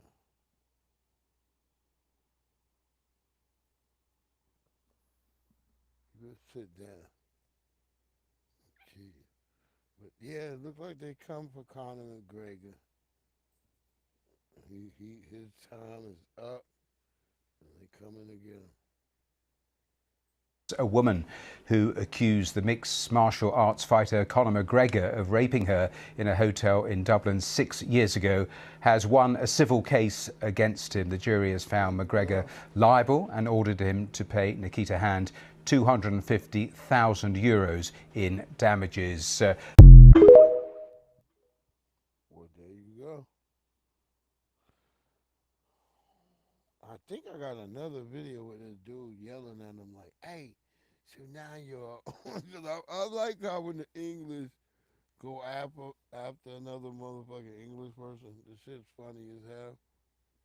It'd be funny as hell. You got, hold on, let me see if I can find that real quick. Give me a second. So now that you, yeah, the English are real funny, yo. Word up.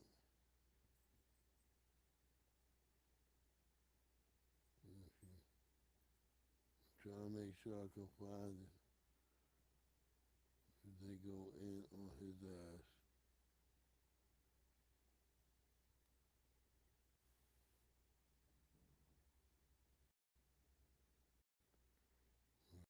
Hold on.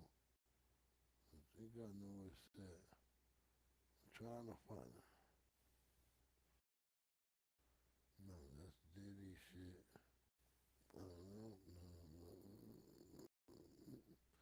No.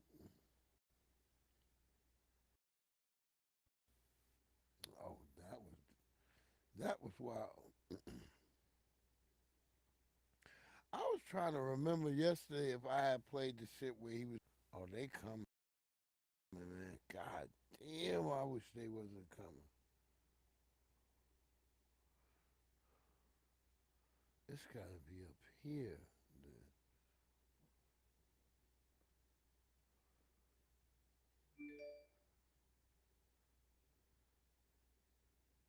There you go. My brother up there. Right now, they over there talking on a joint I got on Instagram. That's right.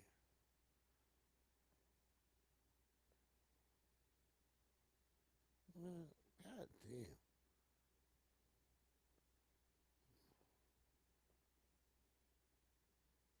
Look, I don't believe this chick, man. Y'all tell me. I'm about to be like, I'm about to post that right now. Well, let's keep it going, man. We have been hearing for decades now celebrities saying, if this election doesn't turn out the way I like, I'm out of here. And none that I can remember anyone actually did it. Nobody does it. For that alone, you got to hand it to Ellen DeGeneres. Whether you agree with her politically or not, she stuck to her guns. She is true to her word. She and Portia de Rossi have left the country. Days after the election, they bailed. They went to England. Now, they had a house that they already had a house in They had a house, but that didn't mean they were going to live there. It's in the Cotswolds. And they made a decision, as our source put it, who is very connected to them, to get the hell out. And they did it days after the election. They live there now. And they're going to sell the Montecito house that they own. Yeah, they're going to sell this Montecito house. And the Cotswolds is interesting because it is truly like a sanctuary. It's very cozy there. There's a lot of cottages. It truly feels like they want to leave the chaos of America post-election with the Trump news, and they want to go somewhere where they can truly get away. And the Cotswolds is kind of like that. What we're told is this is why they left.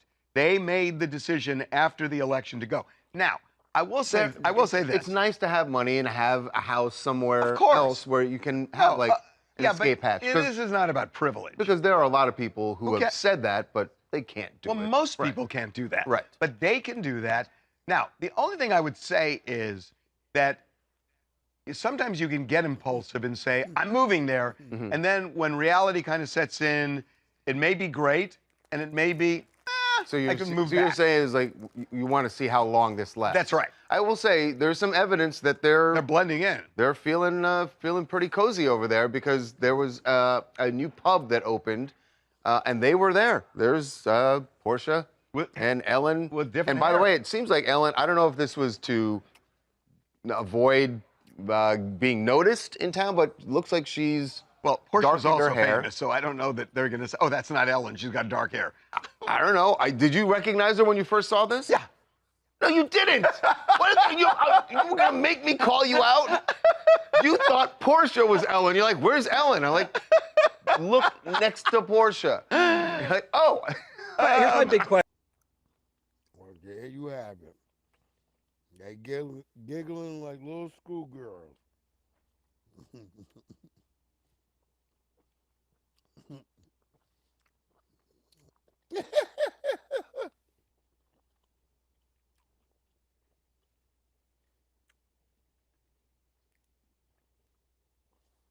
What I know from experience, both in the Border Patrol and at ICE, is that people who are not detained before they see an immigration judge are not likely to be removed.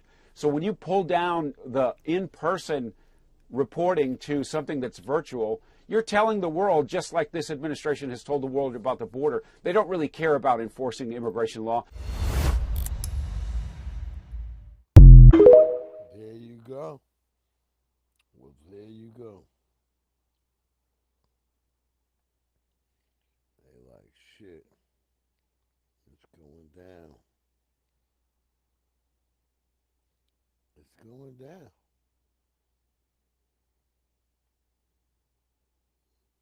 Whether you like it or not. And Diddy, I heard Diddy might get out. We don't know. But this is a chick who's claiming she's one of the people that Diddy harmed. I don't know. I really don't know. But yeah, you make your own decision. I was in them containers that said green on it. I'm talking about I've been in the ocean. I held on to a girl, which was Allie Carter. I held on to her. We hugged each other because we were being shipped and we thinking we about to die because it's a storm and it's the middle of the ocean. Right. We can't see. We just hear it. We just feel it rocking like it's about to fall. We could have fell into the ocean and been dead. Like I just want, if Allie Carter looks at this, I just want to apologize to her because like she reached out to me. I'm not buying probably way back in 2012, and she said people were after her, and I'm like, girl, I don't want to meet you because people after you. You ain't about to bring them to me because I didn't know what the people is, but I just want whoever the people are to know I'm not scared. Yeah, I just want y'all to see a little bit of that, but I'm not buying it, man. I don't believe a chick that looked like that Diddy was ever. Even when she was young, she didn't look hot. I'm just letting y'all know. I'm just being honest. Call me a bastard, whatever the hell you want. I'm just telling y'all from my own experience, that woman is not hot. But whatever. Say what you want. Here's a Latino woman telling y'all about how terrible it is for these sanctuary cities coming up. Where are you going to put them? The very fact that you are declaring that you're going to protect undocumented immigrants means that in the millions are going to go straight to your city, flood the streets with people that don't have jobs, don't have a means to make money. Crime is going to go up. Where are you going to house them? You need to understand when you declare that you're going to protect the undocumented, that's where they're going to go. And the news that you're declaring yourself as being a sanctuary city is going to go all the way to Venezuela. Yeah, because they're coming to your place. They're coming to your state, your city. The fact that you're declaring yourself as being a sanctuary city, all these immigrants are going to come your way. All the ones that are here in the US, not to mention the ones that are outside the border. You don't have enough resources to employ, to educate the children of the undocumented, and to house families in your sanctuary city.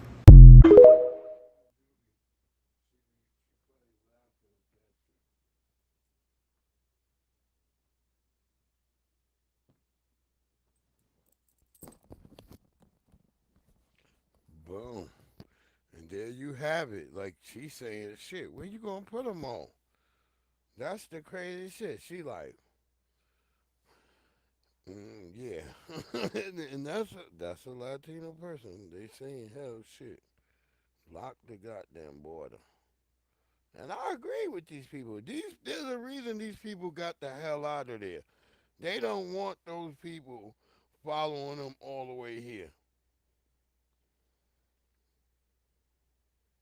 And that's all I'm saying. People got the hell out of there, and there's a reason. And people say, well, Breeze, isn't this the Sunday gospel? Well, sometimes God helps those who help themselves. So get back to your goddamn homelands and make it better there first, goddamn it. Then God will help you. Shit. This is what Donald Trump's team is preparing on immigration as soon as he takes office.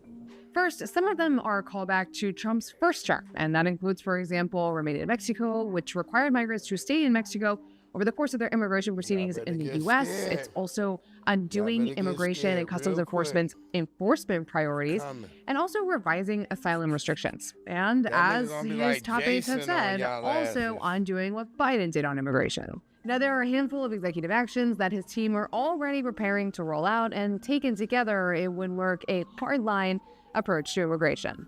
Now, the central element to the incoming Trump administration's immigration plans is mass detention and mass deportation.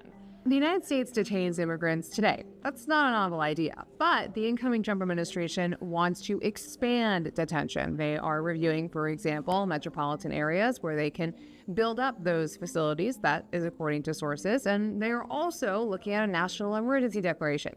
They did that the first time around to unlock funds for a border wall. They want to do it again to try to get funds and resources for this mass detention and mass deportation campaign promise. Of course, the main question is the money. In the absence of congressional funding, some sources have said that they could reprogram funds and shift money around in the agencies. But is that enough? Probably not. And that's going to be one of the critical questions going into the next administration. Well, we're going to see. We're going to see. Because it's going to be going down, y'all. It's looking real critical. It's looking real critical. At my job earlier today. I'm telling y'all, it's getting real critical, y'all. I'm trying to be honest. You know I'm not being honest with this. But I'm just telling y'all.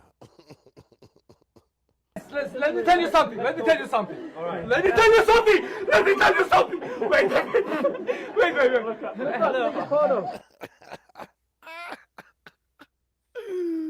That's how it's gonna be in the next coming fucking months, yo, and weeks, yo. It's gonna be fucked up, yo. Damn, it's going down.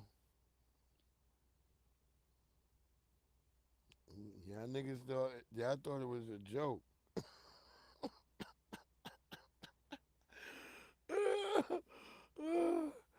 Whew. Y'all really did. Y'all thought this shit was gonna be a joke. Like, I'm like, why is people playing? Like, you knew, you know Trump is gonna win and be president. I don't think niggas understand that.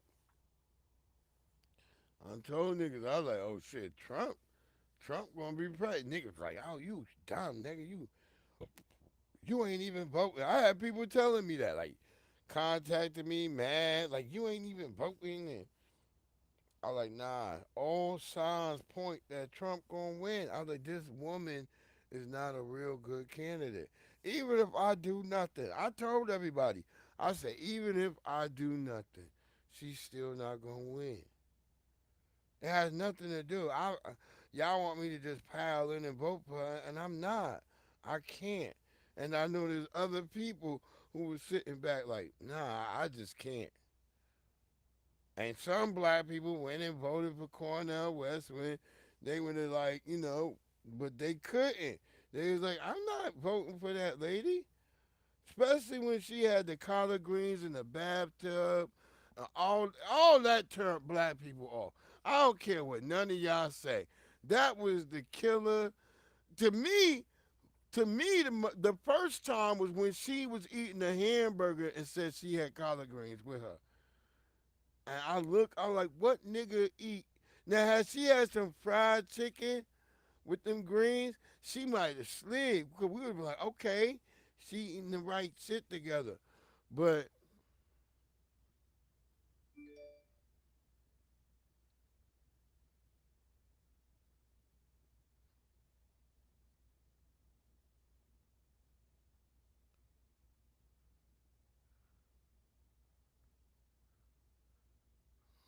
okay. I don't know what you talking about. But okay.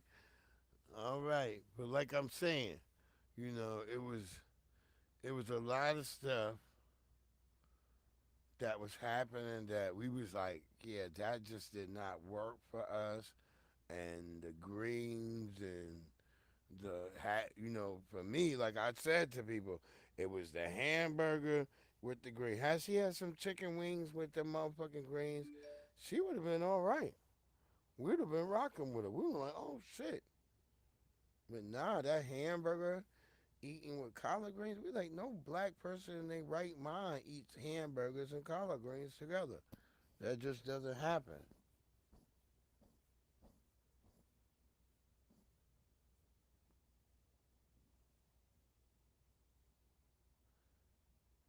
Yeah, well, okay. Well, the car inspection. A bail hearing for music mogul Sean Diddy Combs ended with no decision from the judge, who will consider his bid to be released from the Brooklyn jail where he has spent the past 10 weeks. Combs will remain in custody for now, after his lawyers proposed a $50 million bail package. Friday's hearing lasted nearly 2 hours, during which Combs' family sat in the second row of the courtroom. The judge promised that he would rule on his bid for home detention promptly.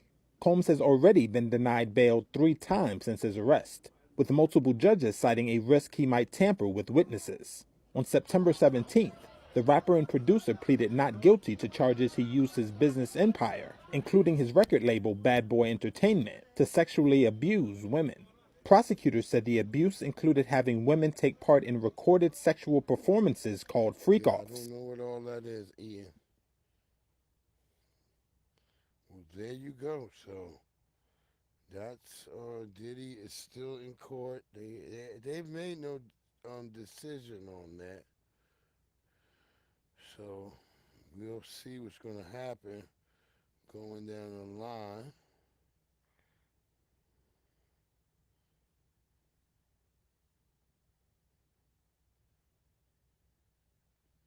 Hoping everybody having a great Sunday.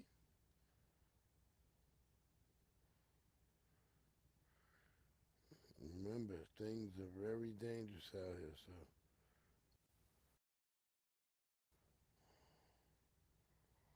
Oh, yeah. Okay, yeah, we got to get that. Because this is what's going on.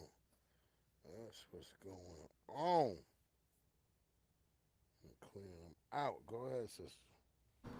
I'm in San Ysidro, California today. We came here to see if migrants are still coming in via the CBP-1 app, and they are. All these people that are behind me have just entered, they say legally, into America because they do have that app, the CBP-1 app. We've asked these people, are you afraid now, since Donald Trump is going to become president? Are you afraid of being deported? They all said that they are afraid of being deported. But one kicker is all these people are from Venezuela, and they say that the Venezuela government will not accept them back.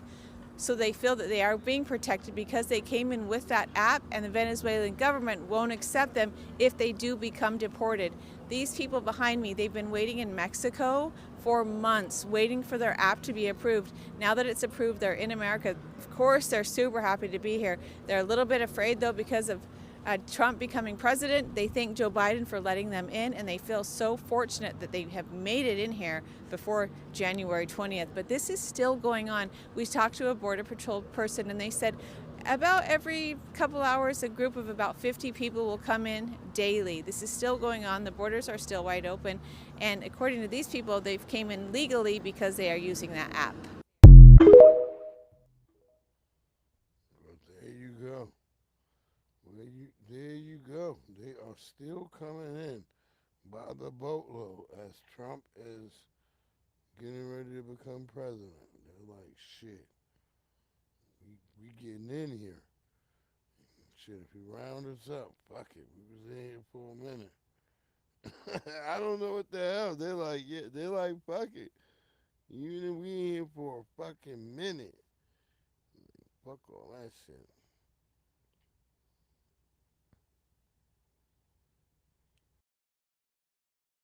I want that sister story.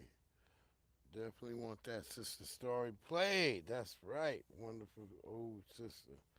Keep it going. While we're waiting for that to load up, let's go. This 30-year-old dude is facing an eviction threat from his own parents. That's just so ridiculous. Michael Rotundo's mom and dad are so fed up, they're suing to get him out of the house. I don't see why the judge wants to throw people on the street. His parents filed the extraordinary lawsuit following months of repeated attempts to get him to leave their home in Syracuse, New York. We are men who still live at home. Yes. It's reminding many of a real-life failure to launch, the 2006 movie starring Matthew McConaughey and Bradley Cooper. Because it's going to take a stick of dynamite to get me out of my parents' house. 30-year-old Michael Rotundo says he has no money. He's actually a dad himself, but he lost custody and visitation rights. His parents say he's a freeloader who never offered to pay rent or do chores. He's apparently so thrifty, he filled his water bottle with the court's picture. Christina and Mark Rotundo served their son 5 official notices telling him he must leave the house immediately. Inside the pleasant single-family home, things... Like, you would think, like, if you were a no good Nick motherfucker, you'd be like, all right, let me try to do something around the house. This nigga's doing nothing. His mom and him like, get this motherfucker up out of here. Yeah, so.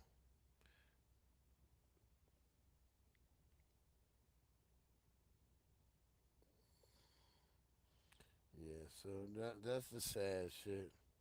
They threw his ass out on the, I think he lost that case and they threw him out. So he had to hit the road, Jack.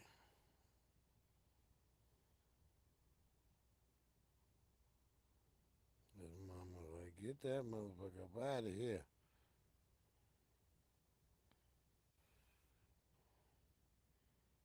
Why do we want to see that? Oh. Yeah, that was funny. Oh yeah, we want that story. And we're going to be up out of here on the Sunday Gospel, but Lord knows, look at this.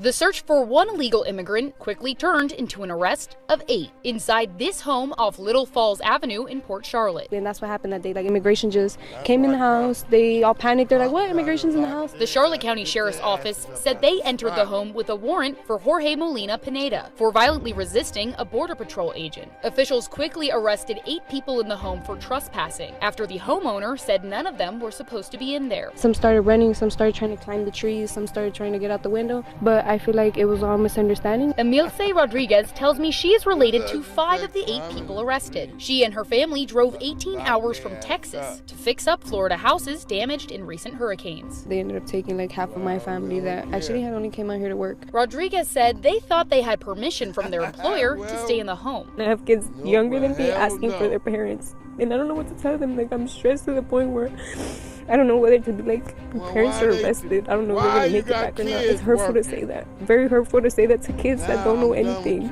Teary-eyed, the 18-year-old told me those family members are in custody with ICE, scattered across the state.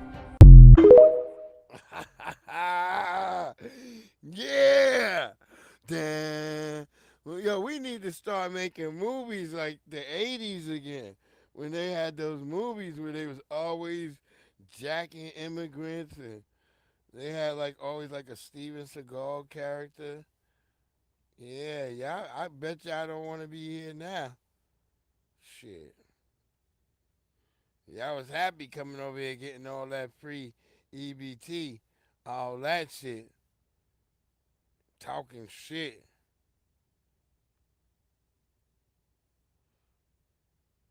And this is another story too I want to talk about too as we get into it. Like, yeah, it's like a constant battle between them. But yeah, like I said, y'all coming over here get EBTs, all this shit, and y'all ain't go through this shit. As our sister is telling us about our history right here. Our wonderful sister. They would hang a foot on the fence or a door with this pattern. And this pattern is called a monkey wrench. And it said to the slaves, get your belongings together. We'll be going out with the conductor soon. They would leave that up for a little while, then they would take it down a few days maybe, and they'd put this one up. This one is called the drunkard's pad. Just check that what that sister said. Like, they would put that up because we going out with the conductor right now. Like, all right, so the niggas knew, like, all right, we busting out right now. We gone. This is not like a bunch of people just sitting around as you hear from the tethers. You are sitting being locked and beaten and all this other stuff, you niggas.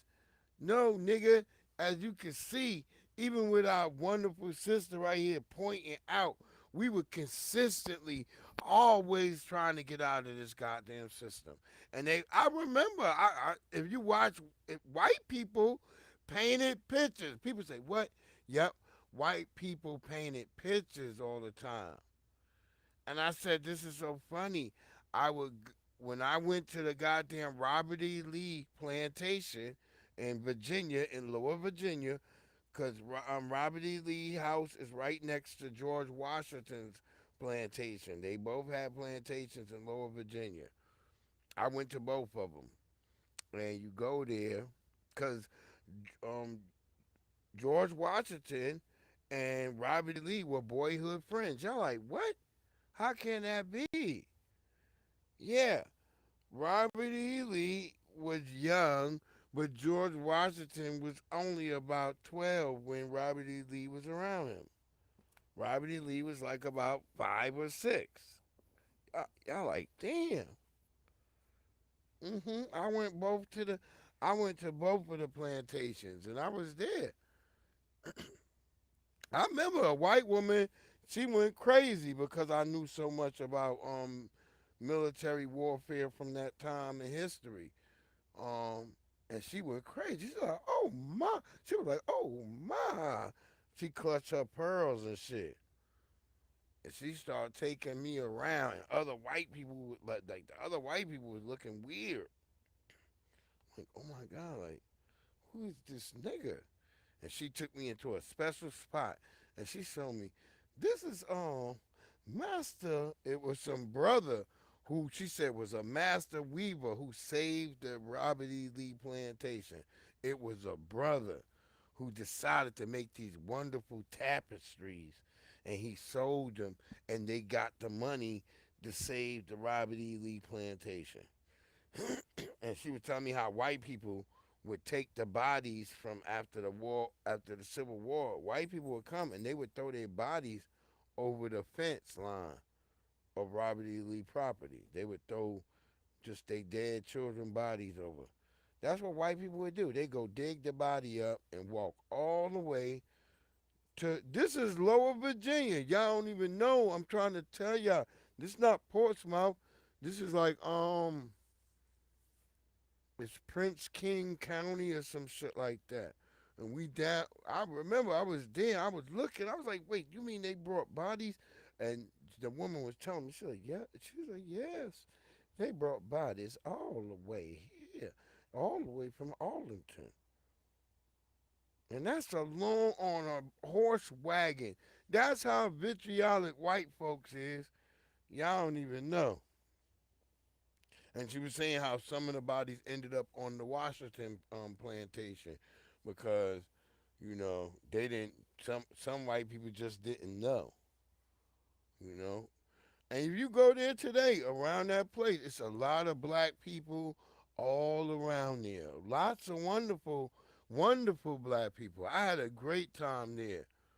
That's why I would tell people, I said, you would think you had a plantation, you would feel like, you feel that shit when you get down there where the slaves was now. Don't ever let nobody fuck with you on that. When you go down there to where the slaves, oh my God. And if you had young children, watch them because they might get caught by young spirits. Like spirits may catch them because they got my daughter, my youngest daughter. All of a sudden she's skipping like I've never seen before. Like I've never seen her skip like this. And she's like so fast and we're trying to keep up with her and we're like, oh my God. Like we're scared because we thinking we're about to lose her because she's moving so fast. Like some shit that you seen out of an alien, like a movie. You like, what the hell is going on? You tripping. You like, stop. You like, I'm yelling like, Kira. I'm like, Kira, stop. Because the first thing she yells to me, she's like, she said, this a good day. It's a good time to get down and get some sarsaparilla. And she just goes. And we like, what the fuck? My wife and my other daughters, we just running. We all scared. My other daughter, she start crying and shit. Because she just like, it's like some shit you see in a Pokemon movie where like she's just skipping all over the place. We're like, what the fuck? Why is she moving like that? And we get down to the slave houses. That's where she stopped. And she's just standing there. And then she turns around, and I guess she's back normal again because she's now crying and shit. And she's, you know, she's kind of trying to vocalize like whatever was going on. And we sitting there, we like, damn. And we at the actual houses where the slaves were. And we could all feel that shit, man. And the weirdest shit is I turned around and I looked. Those white people was all watching us from the goddamn balcony. I was like, yo, this shit was scary as shit. This is at the Robert E. Lee plantation, yo. Wild as shit. I was like, what the fuck? And they was watching us. It was real creepy. And then we went to the George Washington shit the next day. Cause you go down there on the beach and shit and you search for shark teeth. You know, we went down there, we found some shark teeth. No, not really any good ones, but we found a couple. But it be you got to go at the right times because it's going to either be hot or it's going to be cold down there. And it's crazy. But yeah, y'all got to understand, man. It's when you go there, you feel that real energy. When you go there and you see where the black people at, you really feel that energy. You feel it. That's why I laughed too. I was like, even the animals can feel it. Like the animals were real nice and calm to us. Like my kids were petting chickens. You can't normally touch chickens. But them chickens was like my kids pet them and everything. I remember all them loud white people when we came around that corner and them loud white people saw a whole black family. Them white people like damn near shit on themselves. They was like, especially a black man, and I'm telling the white woman about everything in the damn place. They sitting there shocked. They like, God damn. The white woman like, oh my. She like, oh my. She kept saying that shit like, oh my. You really know your stuff about military history. She was talking like that and shit. That was down in the middle of Virginia. That's where Robert E. Lee's plantation and even though I live right now today in fucking Leesburg, right? That's so funny. That's still 4 hours away from where his actual plantation is. It's crazy. You be like, God damn, what the hell?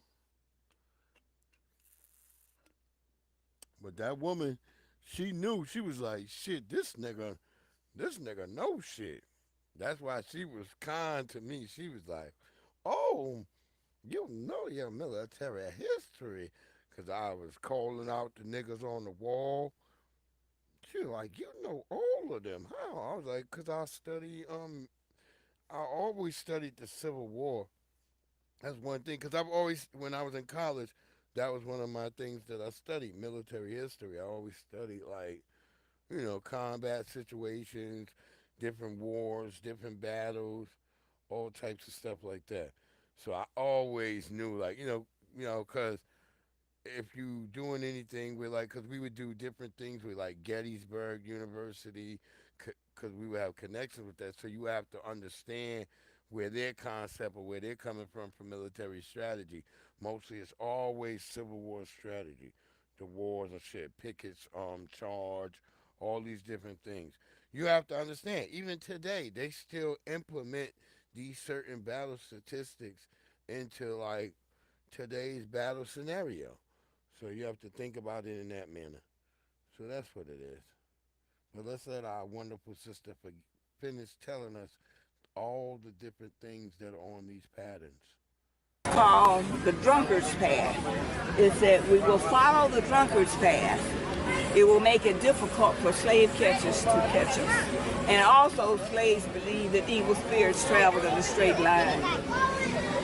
This is the bear's paw. We will follow bear tracks.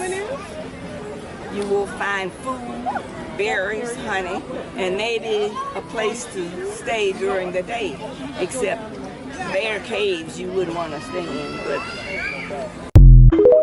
that's a 90-year-old sister too. Just to let y'all know, like, black people, we was always told, like, oh, you niggas gonna die. No, nigga, if we ain't really taking care and we not thinking about, like, one thing we should often do is fast. As Neely Fuller Jr. says, take in as little as possible of what they feed you.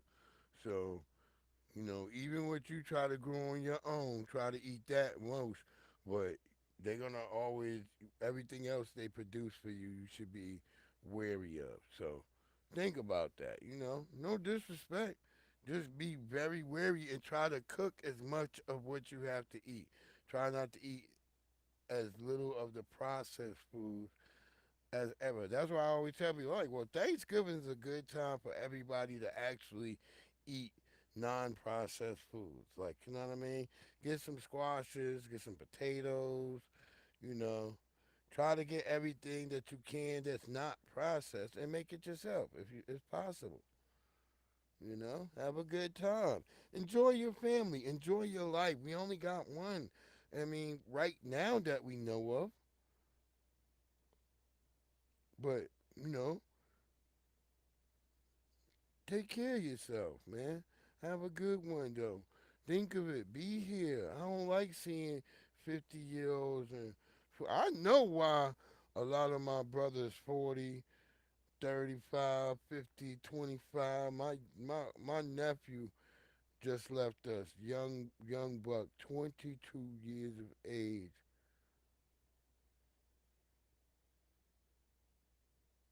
Mm, mm, mm, mm, mm. Wonderful young man.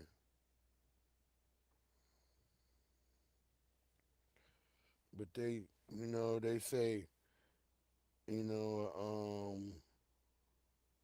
a HA. But I'm like, come on, man, he's only 20 fucking 2. Why is he? I think maybe 26. Why does he have a H? Why does he have a HA? All right, whatever. That don't run in my family. That don't run in my family. That's what I was trying to tell people. I was like, that don't even run in our family. And I would be like, oh, yeah, that shit. That no, we don't have shit like that. We don't have none of that. I don't know any of that. I'm like, wait, what?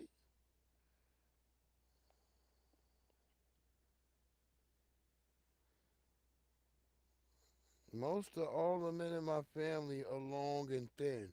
We not really fat. There's a couple of brolic, squared up niggas, but most of us are not thin. I mean, not fat. We thin. We not fat people. It's no men in my family that I could think like, damn, this nigga fat. No, no. We either big and solid or we long and thin. That's it. It's only two types of us. That's how we look in our families. But I don't know. I pray for them. I hope everything, it's just terrible. It's just terrible. That's why I hope you guys and the family having a great one out there. Y'all get together this holiday season. Oh, it's this week. I mean, it's Thanksgiving. It's Thursday. You know. I hope y'all really have a good one, man. Cause I don't want to see nobody struggling or going through nothing. I hope we all get to talk. I don't know. I may do something around then. I may, but I don't know. I don't know. Wait, what, did we do that one? A Forsyth County man's visit to a local Walmart ended with deputies at his door serving a warrant for his arrest after store employees accused him of shoplifting. And the evidence that he says the sheriff's office and Walmart missed. Arrest Courtney, that man tells me he has been to Walmart hundreds of times, but never would have imagined a trip to this one would have landed he and his teenage son in handcuffs, falsely accused of stealing bags of sand that a receipt shows that they paid for. Issued misdemeanor warrants based on the video Walmart provided. I told the arresting officers that I could produce a receipt, and he said, "You have it right now?" And I was on my driveway in handcuffs with a forearm in my spine, and I said, "I can go get it." And they just rolled their eyes and said, "You're coming with us." Cruz and his son spent the night in jail. You're going to take out a warrant for somebody's arrest, and you've got to be 100% sure. You have to realize what this is doing to that person. The solicitor's office dropped the charges, expunged both their records, and reimbursed their bond. I would still be trying to get paid. I don't know who them dudes is, but yeah, try to get paid, y'all, if y'all can, cause that was wrong. This is the reason when I go to Walmart, I don't ever use this self-checkout at Walmart. People are like, what? Yeah, I never use self-checkout at Walmart. I just go to a cashier. I'll stand in a line before I use their self-checkout. people be like, but at your store, people do self-checkout all the time. Yeah, but ain't nobody at Michael's gonna try to get you arrested.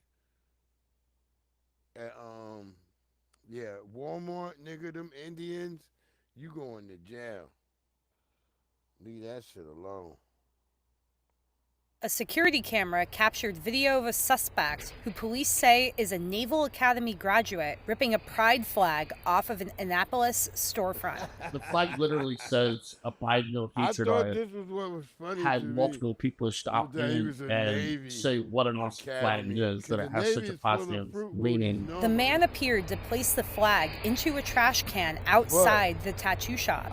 Store owner Charles Garrett says this is the third time the flag has been stolen. It's just a little piece of fabric that we, hang outside, but it's what it means. It means this place is a safe space for people. After the incident, Garrett posted a message on social media asking for assistance to identify the man.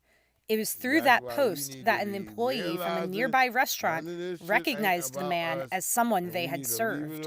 Police say with the restaurant employee's help, they were able to identify the suspect as 44-year-old Benjamin Michael from Texas. According to a police report, Michael is a Naval Academy graduate who served in the Marine Corps and was in town for the Navy football game. Michael is facing charges of malicious destruction of property and a hate crime, and a summons has been issued for him to appear in court. Michael's attorney said in a statement to CNN that Michael does not have any ill will or hatred towards anyone, and certainly not towards anyone of a protected class, and added, the video does not show an individual destroying property. The video doesn't show a flag being destroyed. Y'all don't get it, man. That's why I told y'all. When they kept saying black men are endangered creatures, I kept saying people, hell no, we ain't. I had people giving me pushback on that. When they kept saying we was endangered, I was like, the hell no, we ain't. And you see what it's come up with. They will use black people for these issues. They'll post that shit, and then all of a sudden, guess what? Now, gay people are protected species. I'm done. Yeah, y'all have a one. This has been the Sunday Gospel, man. Shit. wait, where's my let me get the church to turn us up, and I gotta get the deportation joint going one more time.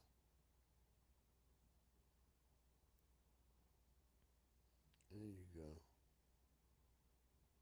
There you go. Oh, we should have played my brother RZA Islam joint.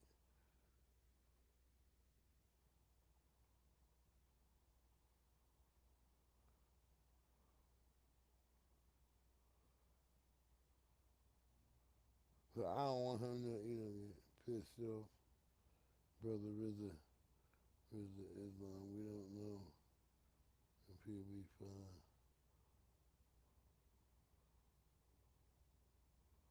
All right, go ahead and deport us, and then get to the church song, and we out.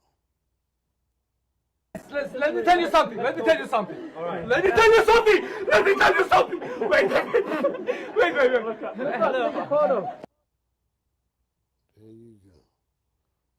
Let me tell you something. All right. Let me tell you something. Wait.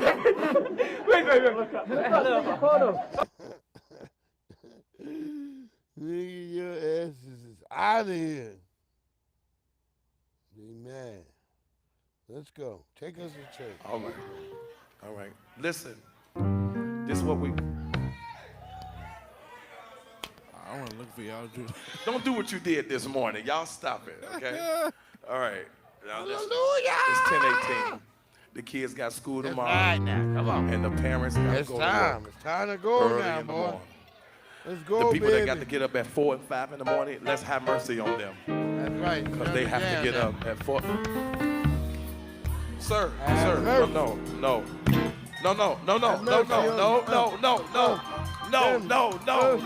Yeah. What are you doing? What are you doing? I can hear What are you doing? You gonna, what are you doing? You gonna mess me?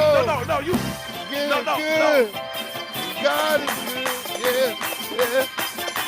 You know that God is good. Get out of here, y'all.